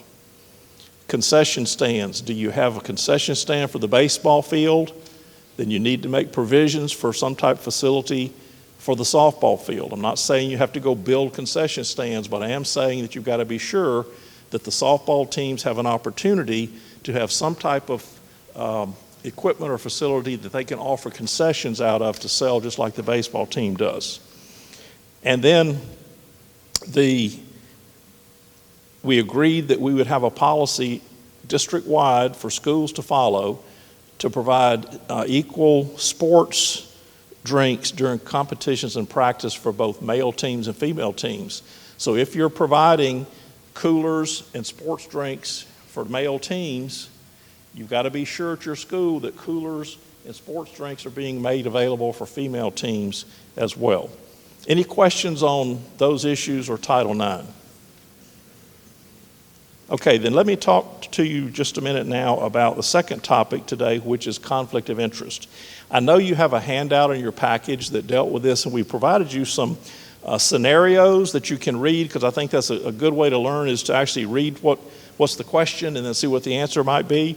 Now, the reason this is important is that if you as an individual coach should find yourself in one of these conflict of interest situations, it can have serious consequences to you for both if you're a teacher for your teaching certificate, and as an employee or a supplement employee of the school district, it could lead to discipline if you are involved in one of these conflict situations and in fact are guilty of what's alleged. So it's really important that we talk about this. Our goal is to help you stay out of those situations, and both Mr. Humphrey and myself are available to answer questions for you individually. If you run into something during the year, please call us. Please review it with us. We're going to try to help you avoid getting into that kind of problem.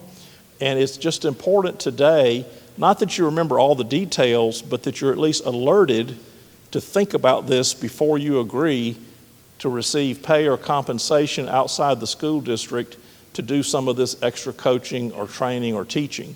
And so I just want you to be alerted, say, oh, I've got to remember that attorney said something about if I'm going to coach on a travel team and get paid, I've got to be sure I check it all out first. That's what I want you to take away from here today.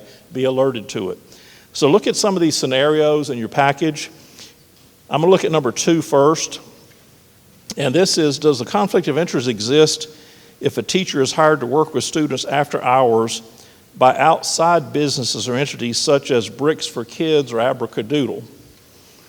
And the answer here is that a conflict of interest may or may not exist depending upon the students that the teacher is actually going to be working with after school.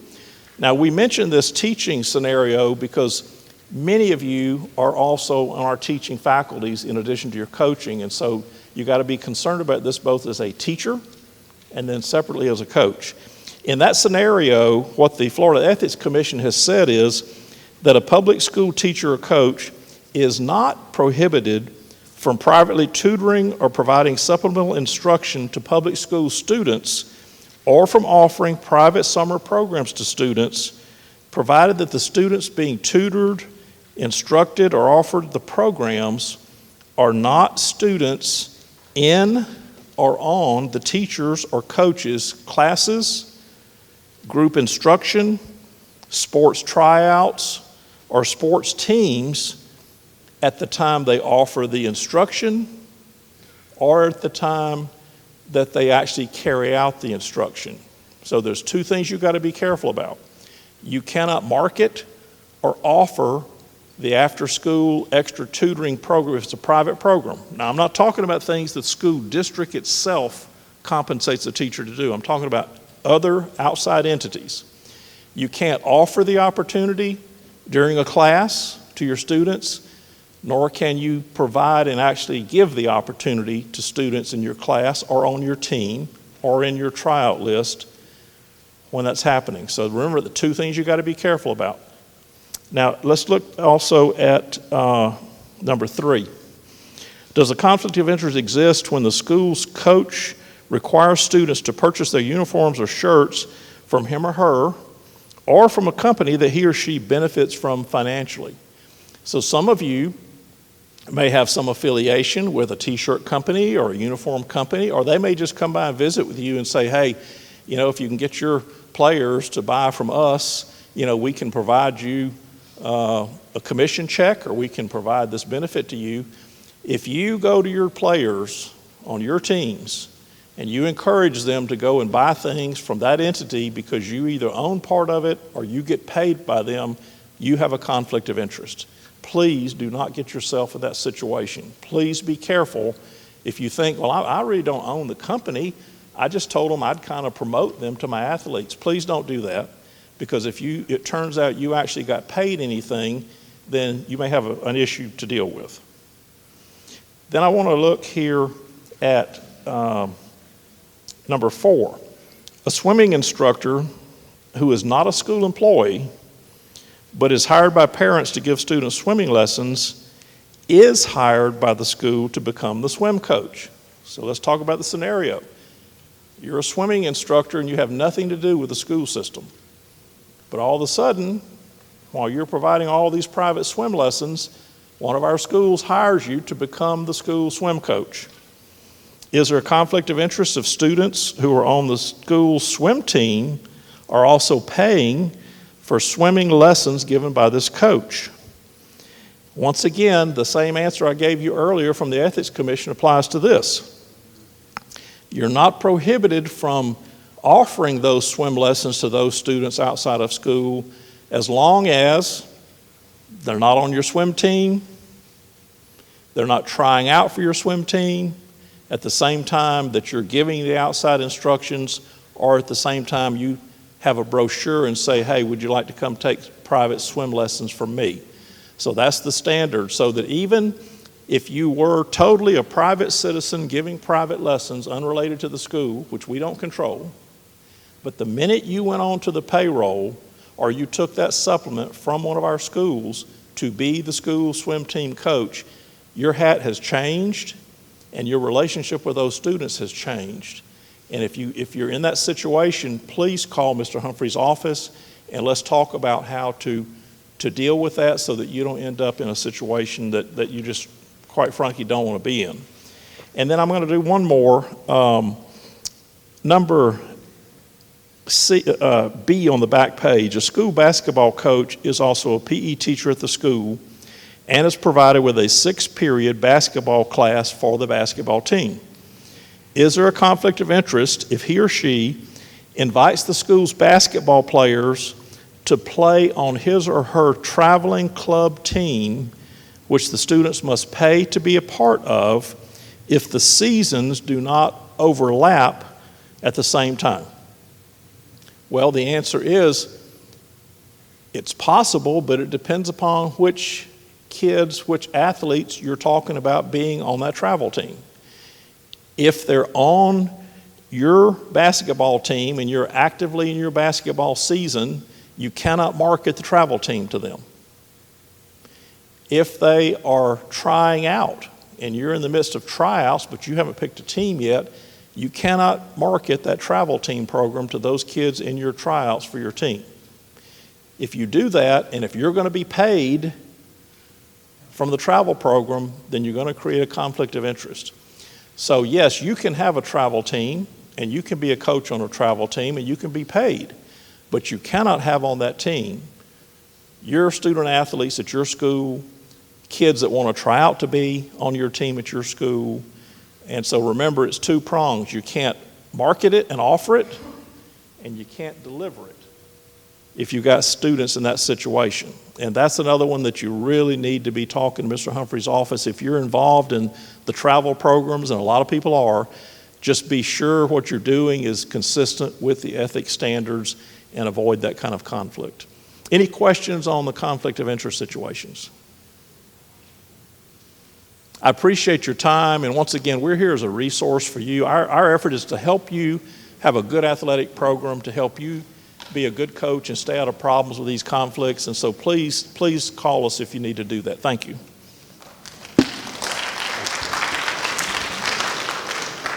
Yeah, and so Mr. McGinnis is right. Everything we went over today, we put this together to help you, because I can remember a long time ago when I started coaching, they just gave me some keys, and that was it, and showed me nothing.